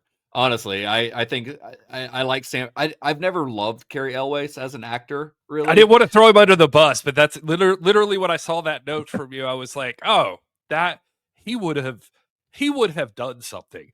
Like that's the kind of actor I feel like could have changed the whole movie. Yeah. And he couldn't do it because they were putting this whole thing together so quickly that he just couldn't fit it into his schedule. So they end up casting their second choice, Cary Elwes, who, from the sounds of it, was an absolute pain in the ass on the set. Yeah, I was going to ask you if you saw this. Yeah. He would like improvise lines and then just wouldn't listen to Takal's direction. Led to a lot of arguments on set. He also refused to mingle with the rest of the cast and was just being a general menace on set. Just a problem. Now, I didn't see like where they specifically said him, but I saw like there were like Twitter exchanges where like April Wolf and Sophia Takal had like said there was a difficult male actor, as I think the way they would put it, and who would come in with like new script and written on napkins. Like my character wouldn't say that. Yeah. And I'm like, everybody's like, that's Carrie. That Yeah. has to be. He became such a pain in the ass that they actually shifted around some of the shooting schedule so that they could get his scenes out of the way and just like get him out of their hair. Like let's get his stuff out of the way, get him off set. We'll film the rest of the movie without this guy. That's how bad it was. Now the things he complained about was that that some of his dialogue was too on the nose. So bad way to go about it. Maybe Yeah. maybe Yeah. because there's he nothing more. sounds like a real piece of work, but I don't dislike him in this, but I think that they kind of do that thing where you're kind of they're trying to make the audience question, is this guy, whose side is this guy on? And he's playing it so smarmy, which I think is appropriately smarmy for what he ultimately ends up. But like, there's no question really. Like, you kind of know there's like an exchange he has with Poots. And you're like, clearly this guy is on the team of the bad guys, but the script kind of plays it like maybe he's not. And Sam Neill would have 100% brought in some of that ambiguity where you're kind of like, you would believe him more that he was like a little bit of an asshole professor, but also at the end of the day, he's got your back. I think he would have entered in to a little bit more of a subtle, layered performance than you get with Gary Elwes. He's subtly a dick when he's a dick, and he's like smoother with his delivery. Yeah, Sam Neill has sort of made a career of doing those kind of roles where it's like he might be like the hero of the story, but he's still sort of like questionable, like in The Mouth of Madness. I mean, his character is not like heroic or admirable, but he is our protagonist. Possession, you could say the same thing. Like that's the sort of a thing that he does in a lot of his movies where he rides that line between villain and hero. Even in Jurassic Park, he's a prick, sort of. Right. Only to that one kid who was being an asshole. and the chubby kid at the beginning. That's what I'm talking about. Oh yeah, okay. Well, I was gonna say he's kind of addicted to Tim too. I don't know. Yeah, but he comes around on him by the end. I guess that's true. It's just a real irony that old Carrie goes in there, and you've got like the biggest male actor telling your female writer or director like this is how they would talk. Right? Yeah. There is an irony to that. There's so it ended up getting. It made about $18.5 million at the box office. That's worldwide. It's a $5 million budget. So after marketing and stuff, that's pretty bad. That's not great. Reviews were mixed, we'll say. So I actually pulled a couple of quotes on this one from reviews that I found. I found one from David Fear for Rolling Stone. He gave it 3 out of 5 stars. So, that's not a terrible review. He said, the best part about Takal and Wolf's take on the material is that it's angry, righteously, deservedly, properly enraged about the crap that many people, but one gender in particular, have had to put up with for way, way too long. So that's a pretty positive review. Kimber Myers of the LA Times wrote, fans of the original might not love writer-director Sophia Takal's take, but Black Christmas is a fun film that gets its kicks out of literally smashing the patriarchy. Pretty solid. Rex Reed. Snippy little bitch. Snippy little bitch. Rex Reed gave it 0 out of 4 stars, saying, despite its desperate efforts to justify the homicides, there's nothing remotely innovative or even goofily satirical about it. I mean, I don't disagree with Rex Reed. Well, I mean, I think we've already given our own thoughts on the movie. Do you have anything else to add to it? You said you had something about the frat boy thing, right? Well, I was just saying, John made some points about that, what the movie was actually about. And I was just thinking to myself, like I think it undercuts itself a lot, even on the points it's trying to make. I mean, for one, like with Helena, who's the sorority sister, who is the collaborator with the male cult. Yeah. Like I hated that point because I feel like it's undermining like the sisterhood kind of thing that this thing's trying to do. It's like, you should not have had that character in there. I get the point, the twist or whatever, but it just makes that all seem now shitty and hollow. So like, I feel like that would have gotten written out with some more passes or something. Like I didn't like that, or it could have been played better or something. I think that character could have been used better. I think you could still have that kind of twist that she's betrayed them and have it tie into the social commentary that you're trying to convey here. That there are women who have helped cover up terrible things that men have done. That's not an outrageous thing to say.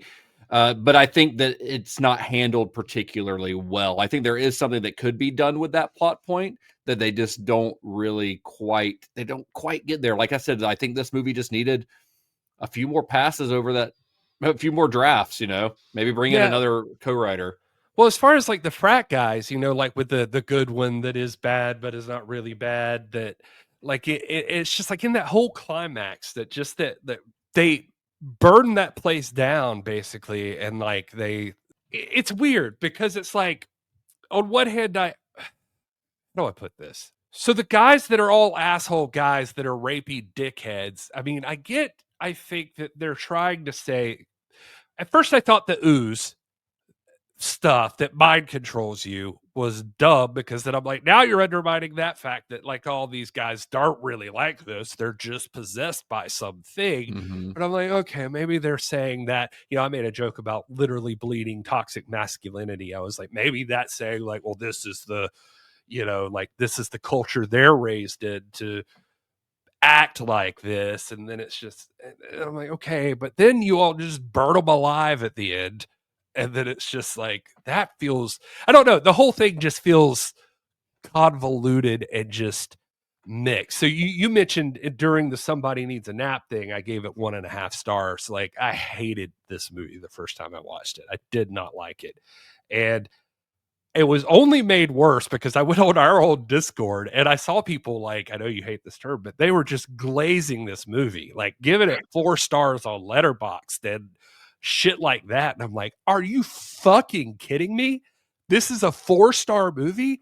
And it was driving me nuts. And I ended up, I think, getting so bothered by that, I gave it 1.5 stars, where I think now I would go more like 2.5, maybe something like that. Like, I think it's okay. It's just not very good. I think I gave it a 3 on this last watch, like a 3-star. It's like, but I do like it a little bit less every time that I watch it. It's a thing, because I think I gave it maybe 3.5 the first time I saw it, which I know we talked about it when it came out. I liked it a lot more than you did. I didn't like love it, but I did like a lot of aspects of it. But every time I watch it, its heavy-handedness just kind of like annoys me a little bit more, because I can see the potential for this story to be done really well. And I think it's just sort of half-assed is the thing. I like the concept and everything. I don't think it should be called Black Christmas. But there are aspects of it I like. I like the cast, especially Imogen Poots. I think she's really good. I think the dude who plays her like love interest, that the guy with the glasses that gets turned at the end, I think he's really good. I think some of the other sorority girls are solid. Carrie Elway's, I could take her leave, and I do think the casting of the frat boys is spot on. Every one of those guys looks like a fucking douchebag. Like they just like nailed that like douchebag frat boy look when they were doing the casting call for this thing. There's great like punchable faces and just very punchable faces. Yeah, exactly. Every one of them looks like someone that I would not want to talk to. But there's just so much potential for this to be done well, and it just doesn't quite get there. It just feels very half-assed, and so I don't hate it, but I do think that it is incredibly. It's just underwhelming in the long. Yeah, I agree for sure. Yeah, I think that it was one of those things where when I saw that you said that it was this rush production, it was immediately just like, oh, that makes so much sense, because it doesn't feel like it's incompetent people making it. It feels like they're just steamrolling through it, like there's no tomorrow. And my main thing with it is really just that there's like no energy to it. Like, even from the beginning, I was like, when it has the opening kill, like the kind of like Drew Barrymore scream sequence, I was immediately like, I think that I might be in trouble, because it's this big kill at the beginning and it just has no teeth at all. You can kind of feel that it was made by a director who is not a horror movie person. Not a horror fan, right? Yeah. Right. Yeah, and that just kind of lasted through the whole thing, and we actually kind of didn't quite hit the moment of it has a totally crazy tone shift, genre shift in the middle of it. Yeah. Or actually 3/4 of the way through it. And that was another thing where it's like, that's supposed to, if you're going to do something like that, it has to land in a way where people either are kind of like gasping Or you're or, just like fucking losing your mind, right? yeah, But or even in kind of like a bad way, like kind of pushing people to be kind of like, what the fuck are you doing? But in like yeah. a fun way. This is But more it just like happened nonchalant, like exactly. Like it has this big reveal that there's this supernatural thing going on to it, like probably an hour into it. And yeah. my reaction was just like, okay. Right. Which is not Interesting. probably what they were going for. You're just like, Yeah, right. yeah, oh, okay is never never the reaction you want. Right. Yeah, totally. I'm happy to hear you guys talk like this because again, I was watching it and not in love with it, and I'm like, I'm sorry, I just don't like it, and why do people love it? And it's I mean, just I don't, most people don't, Gary. I think its average on Letterboxd right now is like 1.9. It is not yeah, a yeah, love you're right. movie. It is a hated movie. It just I think I guess I'm thinking about the I feel like I'm shitting on the people in our Discord. I'm not. Yeah, I fuck just you mean guys. like yeah. I just mean like I'm like what why? I just did not get it at the time. And this time though, I even felt like I was even a little more bummed because I went into it wanting to like it. Like I was going to attempt to like the movie, which I feel like is how you should approach a movie really, but Yeah. I just was like, okay, now I know more about it when I'm watching it this time, and I appreciate what she's supposed to be going for. And but even as just like a schlocky, like if I was like, oh, this is like for teenage girls, like a B horror movie or like a slasher, it still just seemed to not click for me. That I'm like, there, all of these things, are movies. There are movies around the same time who did it better. I think one of the reviews on Letterbox was the title of the review was "Promising Young Black Christmas," and Yeah. and I like that. I was like, oh yeah, see, like that movie did this better, Yeah. or a lot of these themes better.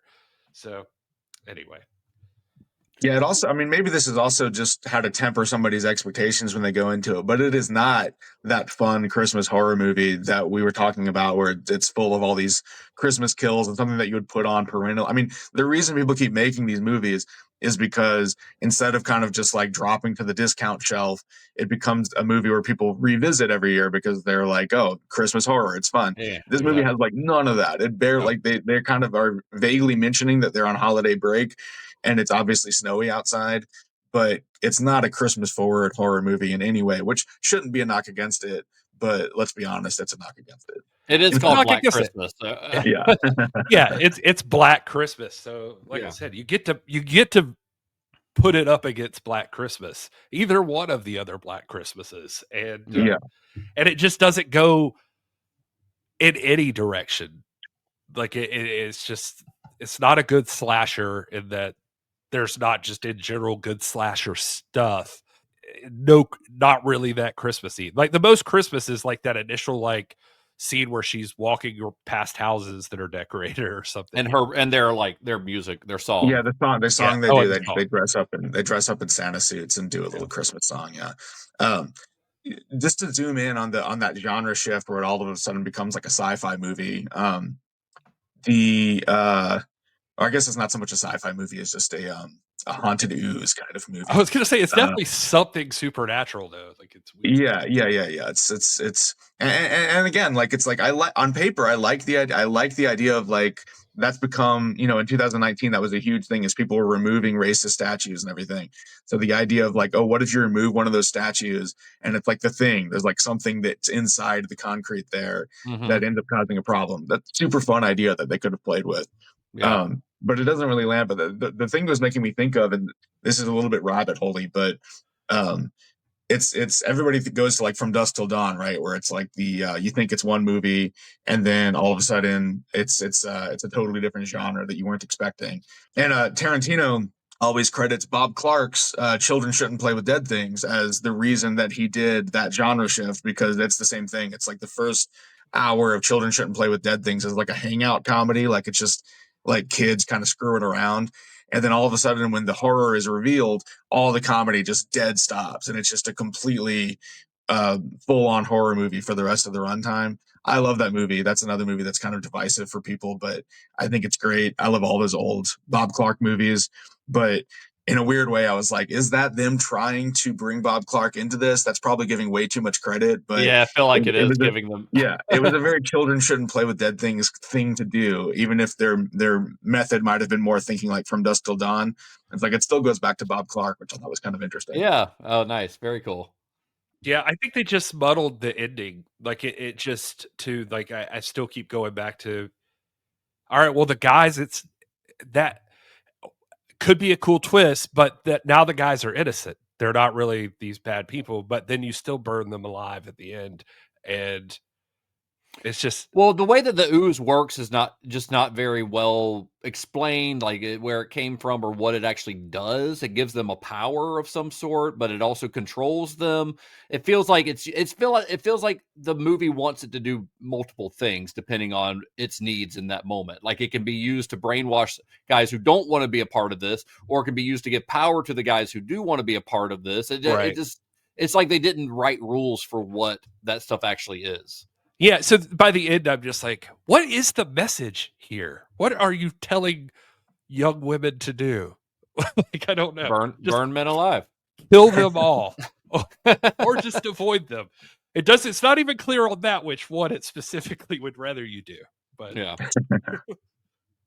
Well, guys, let's move on because this is not the last Black Christmas that we're talking about today. We've got one more short discussion that we're going to have because in 2021, 2 years after the Blumhouse revival, which kind of crashed and burned on release, the Black Christmas train kept on rolling, and there was an unofficial sequel to the original film that was released on YouTube and Vimeo for free, and it's called It's Me, Billy, a Black Christmas fan film, or it's called It's Me, Billy, subtitle, a Black Christmas fan film. So this movie was written, produced, and directed by a couple of Canadian filmmakers named Dave McRae and Bruce Dell. It's technically a short film that runs about 42 minutes long, and was funded via crowdsourcing, an Indiegogo campaign. And this one takes place 50 years after the events of the first film. It is a direct follow-up to Bob Clark's original film. It actually follows the granddaughter of Jess Bradford, Olivia Hussey's character from that original film. And she's going to stay at her grandmother's house, who, her grandmother has died, and she's left this house, and her grandmother was very wealthy because she wrote a book about the night that her and her sorority sisters were attacked by Billy. Although in this reality, of course, nope, they didn't know it was Billy. They thought it was Peter. I mean, the way that the first Black Christmas ends, she kills Peter in self-defense, thinking that Peter, Keir Dulley's character, was the killer.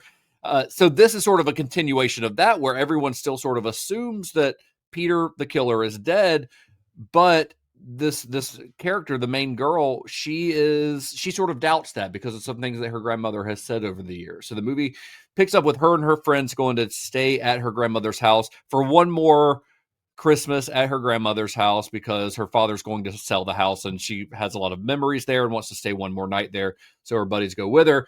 And it turns out Billy has still been out there this entire time. So this movie, and I call it a movie because 42 minutes is pretty long, but it was pretty well received when it was released. A lot of fans thought that it stayed truer to the legacy of Clark's original film than either of the remakes had been. And its success led to another crowdfunding campaign for a sequel. It's Me, Billy, Chapter 2. Now, when Chapter 2 was announced in 2023, the announcement also stated that original cast members Olivia Hussey and Lynn Griffin would be joining the cast. Because the way that the first chapter ends, we gave a spoiler alert at the beginning of this episode, so I don't feel too bad about spoiling this, but it ends with her getting captured by Billy, and then she's locked in like this basement, and she turns to the camera and she says, "Grandmother," or something like that. Her grandmother, Olivia Hussey's character, is still alive.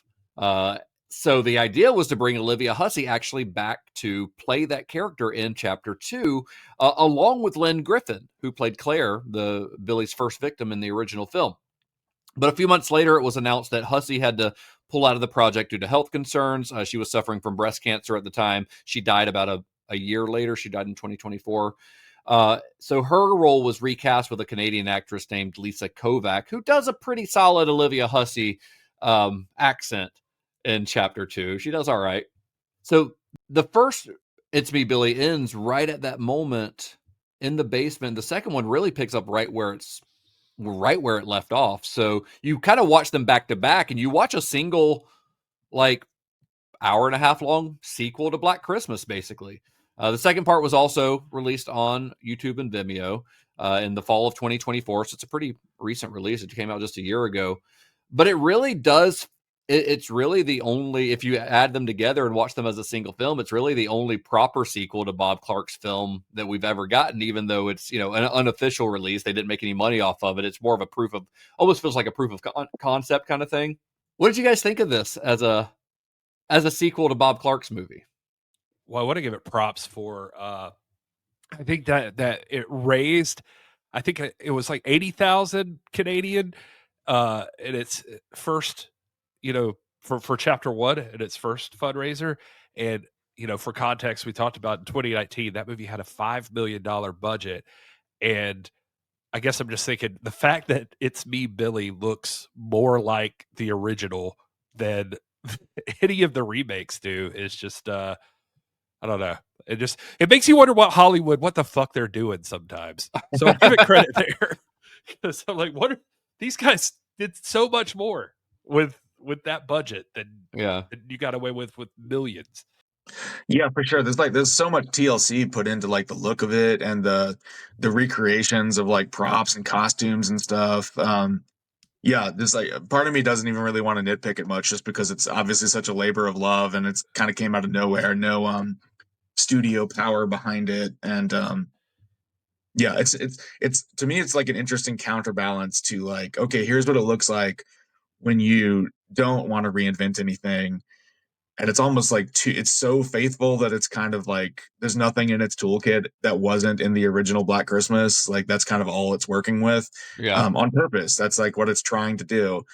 And so it's a little bit like here's the pendulum swing the other way, where it's like you didn't try to radically change anything up, and it's sort of like it kind of gives people what they want, but it's also like there's no surprises to it. There's not really any edge, or there's not a lot of creativity to it, I guess, because it's kind of just like here's what the sort of automatic sequel to Black Christmas would be if you just kind of did it without thinking. Yeah, they're just sort of like trying to set things up so that Jess's granddaughter is also being stalked by Billy for some reason. Basically, like he's returned. We don't know why he's returned or how he found her at this house or whatever. I would say that there is the one new idea that is introduced is the idea of Agnes, though. Billy's sister is a character here. She's revealed towards the end of, we meet her earlier on, but she's revealed towards the end of chapter 1.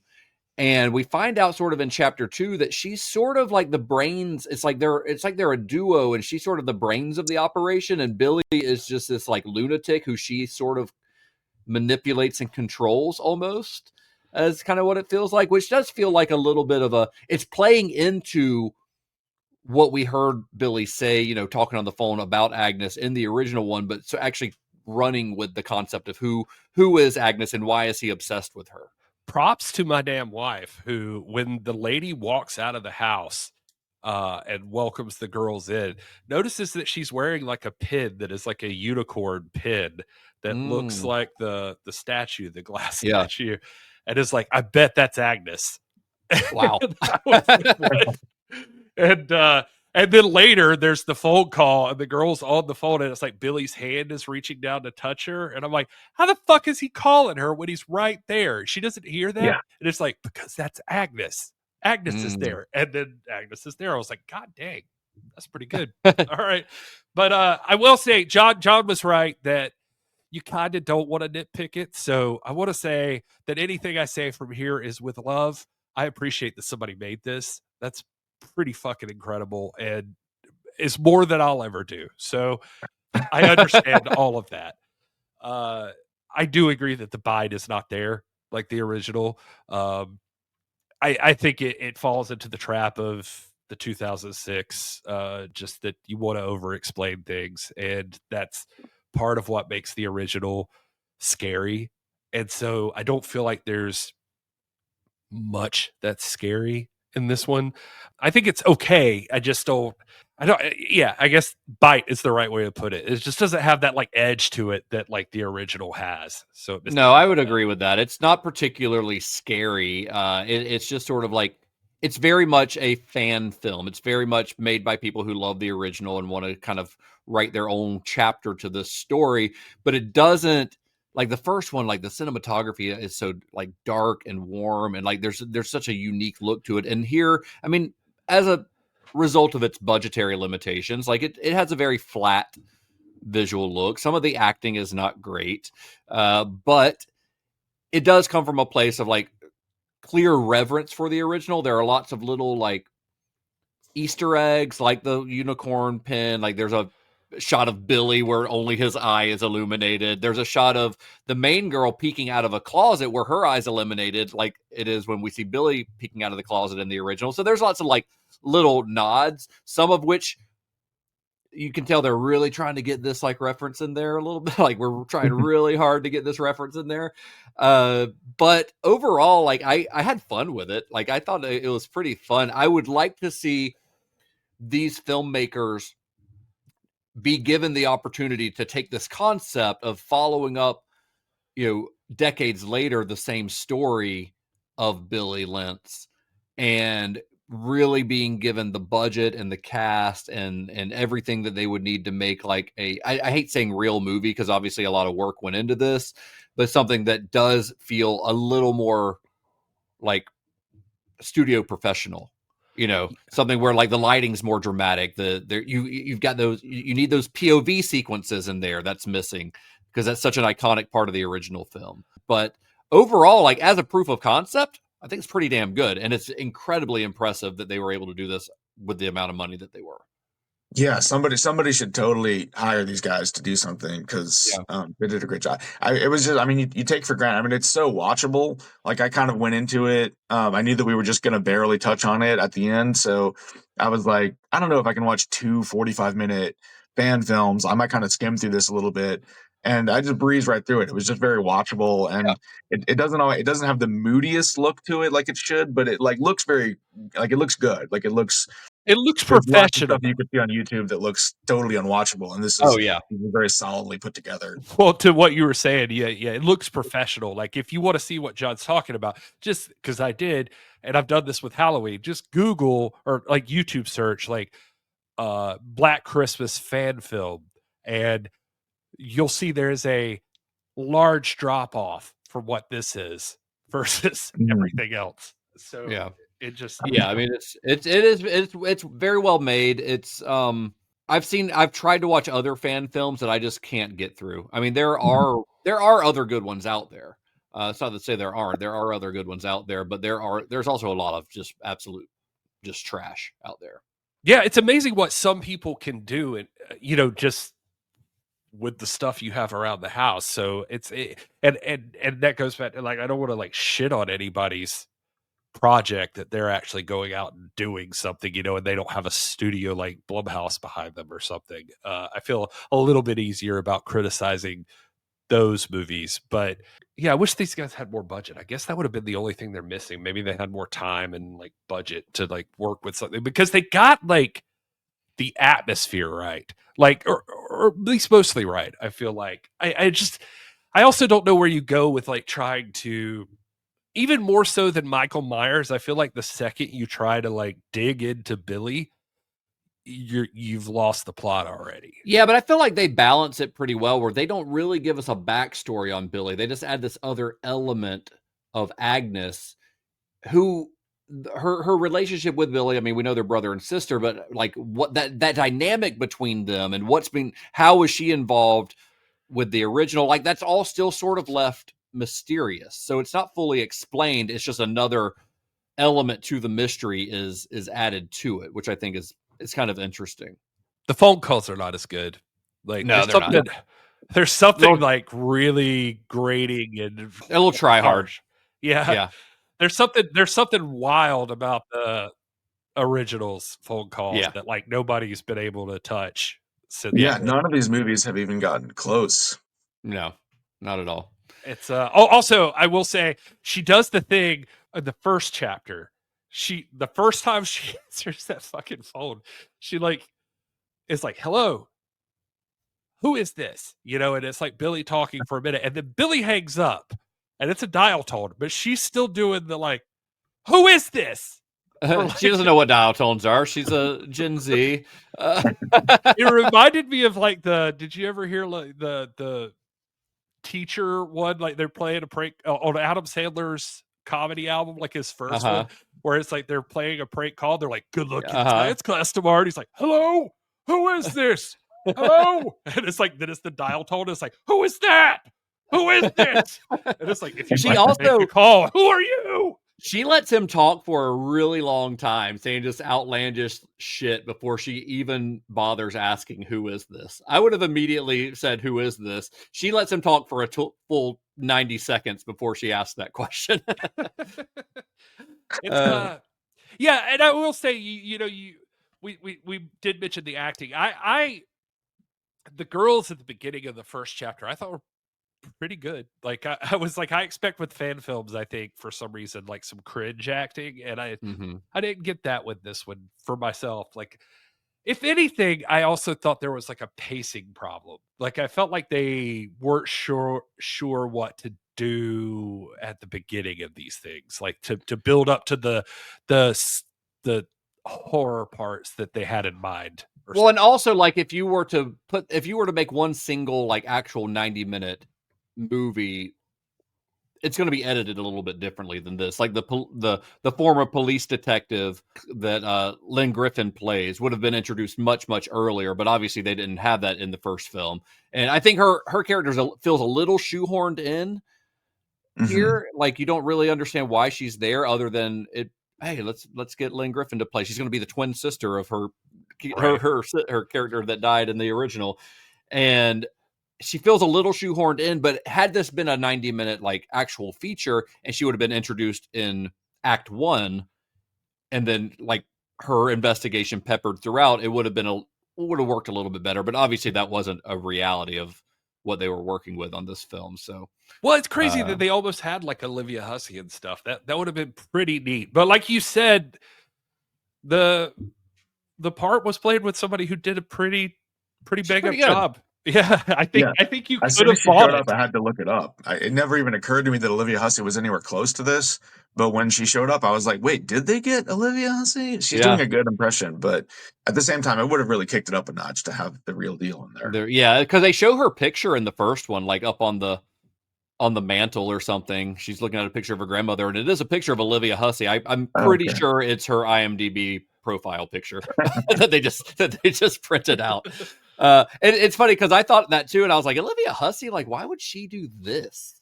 Yeah. And then I looked at her filmography because I think of her as like from Romeo and Juliet, like she's this classy actress. And then I'm like, no, she was in Psycho 4. She's in the It miniseries. She's in fucking Ice Cream Man with Clint Howard. Like she did a lot of trash. Like she was not this like classy, like only did Shakespeare actress. Which is kind of because that's just who I think of when I think of her. As I think of her, she's Juliet, you know. And Black Christmas is like the outlier, but it's not. Like she did a lot of genre stuff. It's interesting too to see like somebody want to do a sequel versus try to remake the thing, but we are getting at the point where the only options here are remake. Like even watching this one, my wife again was like, "What are they going to do with Billy now? His old ass can't hurt anybody." And I'm like, "Hey, they did it with Michael Myers." Yeah, she was like, "Yeah," and you saw Halloween Ends and what his old ass was able to do in that one. He was worthless. Yeah, it does kind of get into like story wise, like when your approach is, no, we're going to go back and give fans the real story that they want. It's like, yeah, but what did, like, when you watch Black Christmas, who was sitting there thinking like, oh, if only we could see the rest of that story? Like there's nothing left on the bone. Like they do everything you want within that movie. So it's a problem for all these movies. Just like the other problem that I think that you keep seeing with all of these is the call that's coming from inside the house is so played out. in the years since Black Christmas that it's like an element you almost can't even use. So it's like all these movies kind of have their legs taken out from under them just by the fact that it's there's not really a stone left unturned in that universe. Yeah, I feel like we're getting to a point where legacy sequels for some of these really older movies that are like 50 years old now, in order to make it realistic, you have to almost make the legacy sequel a period piece that's set like, the movie was 50 years ago. Oh, this is set 20 years later or something, right? Like you would have to set Black Christmas in, you could set it 10 years later and set it in the 80s or the 90s or something, like it's almost to a point where you can't realistically have these guys coming back and they're now in their 70s. Like they're not going to be a threat unless there's a supernatural element to it that would explain that, which in most of these is not the case, except for like Jason. You just need some runes. Just need some runes.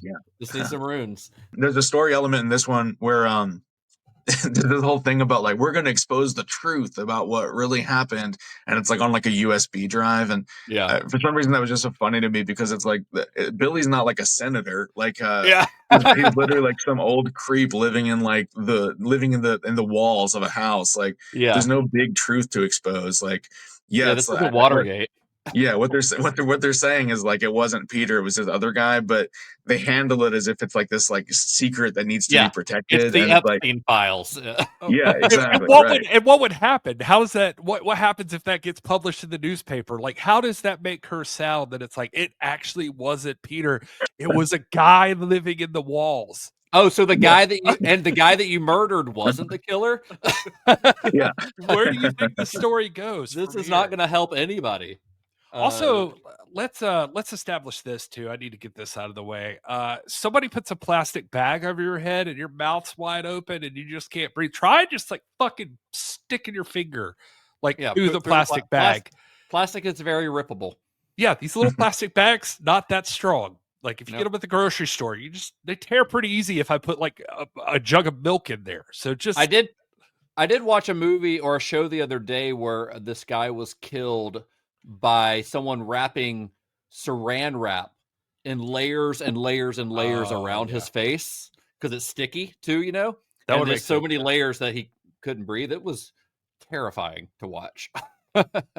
Yeah, and I mean, I get that some people are going to be caught off guard, and you're probably not thinking properly at the time, but I don't know. They're using the hefty, strong dry cleaner bags. Yeah, the good. They spent the good bucks on those. But to God's earlier point, that everybody feels obligated. You got to use the plastic bag. I will say too, the song that Billy's singing, like when he's like sitting there rocking in the chair and stuff like that, the Baby Bunting or whatever. Like that's a good song for him. I like that. Yeah, it's creepy. Well, guys, I guess that's pretty much it. I mean, the only other part of the Black Christmas extended universe that we haven't talked about is a newer novelization. There's really not that much to say about it, but last year, 2024, part of this wave of like new novelizations of old movies that seems to be happening.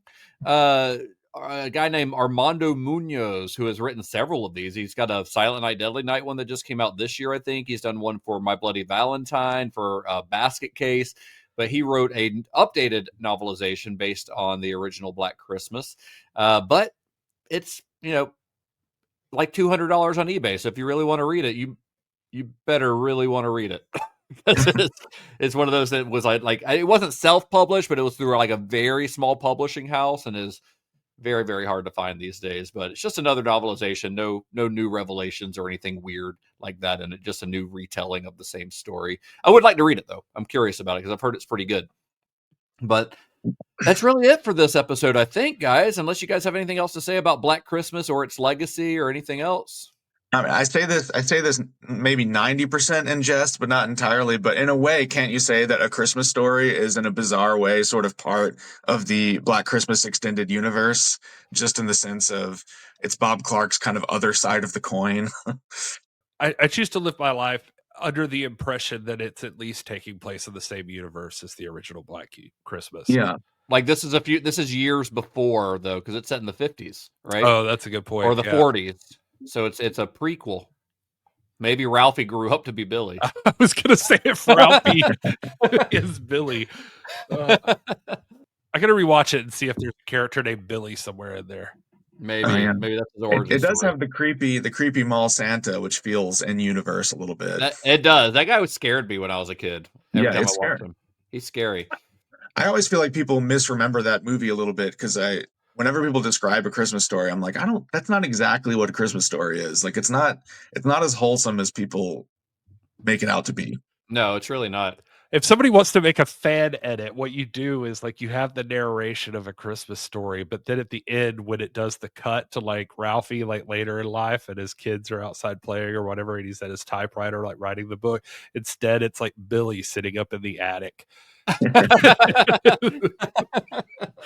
This is all his and Christmas Story is all like his illusion. This is it's like Mulholland Drive. It's like the first half of Mulholland Drive, and then Black Christmas is the second half of Mulholland Drive in his real reality. I like that. Also, like all the eyeball violence in 2006. You'll shoot your eye out. Something there. Yeah, I think we can connect these dots if we spend the time. We're gonna work on Holy this. shit! Yeah, that's good. We're gonna do our own Black Christmas fan film. Black Christmas Story. There you go. I did wear my Black Christmas shirt that I didn't comment on, but that's a little bit like wearing the band shirt to the concert. But I do it all the time. I'm wearing a Cinema Shock hat right now. So I'm not. And I always wear T-shirts that if I have them, they coincide with the movie we're talking about. Even though you can see the framing in this video, you can't see what's on my shirt. Yeah. So even when we do, which we don't have a video of this one, but even when we do release the video, nobody's going to see it. But you know what? It gets me pumped up for it. For what it's worth, again, I feel like I said that too much this time. But when we took a break that nobody will hear because of edits, but you guys weren't here and I was just here by myself for a minute. And Justin's background on our video is from the 2006 movie. And Billy's just standing in the window. So it was just me here with like Billy in the window. And it was kind of creeping me out for a minute. I was like, yeah, all right, somebody come back. He's He's a scary yellow dude. All right. Well, John, before we go, is there anywhere on the internet where you think people should follow you or just Macarathon or you personally? Yeah, definitely check out Macarathon on Instagram and you can see me on JJ Bicuspid, but I haven't really been posting there. So, maybe don't bother. And then you can also hear me on a new podcast that my wife's been doing called Unprocessed, where we go see a new movie and then we literally just have a conversation about it like right away in the parking lot and record it. So I'm on most of those. So it's a lot of like first take, like first impressions, like this is right off the top of the Yeah, exactly. It really stresses me out because you don't have any time to really form your opinion and then you just kind of process stammering through your thoughts on it. But it's kind of interesting to hear, I think. All right. Gary, you want to let people know where you can be found as well? At This Is Gary Horn on all the things. And I am at Justin_Bishop. The show is at cinema_shock, cinemashock.net. Head to cinemashock.net/plus to join CinemaShock Plus if you'd like to get all that extra stuff that we've talked about. John, thank you again for joining us for this special Christmas episode. Thanks for having me. I feel like every time we've had you on the show, which has been a while, maybe it was on the old show, it's always been a Christmas thing. Yeah. And I don't want to typecast you, so maybe we'll have you on for something else down the line that's not Christmas related, because you do watch other things. Sometimes, yeah. And Merry Christmas, Happy Holidays from all of us at Cinema Shock. And we will see you in 2026, because this is kind of it for the year for us. Until next time. May the wings of liberty never lose a feather. And be excellent to each other. You don't have to have a sign-off phrase if you hadn't have one prepared. Oh shit. I think the last time when I was talking about Silent Night, Deadly Night 2, I stole his boo. I think that should be it every time you're on here. That's just what you do. From Billy to Ricky.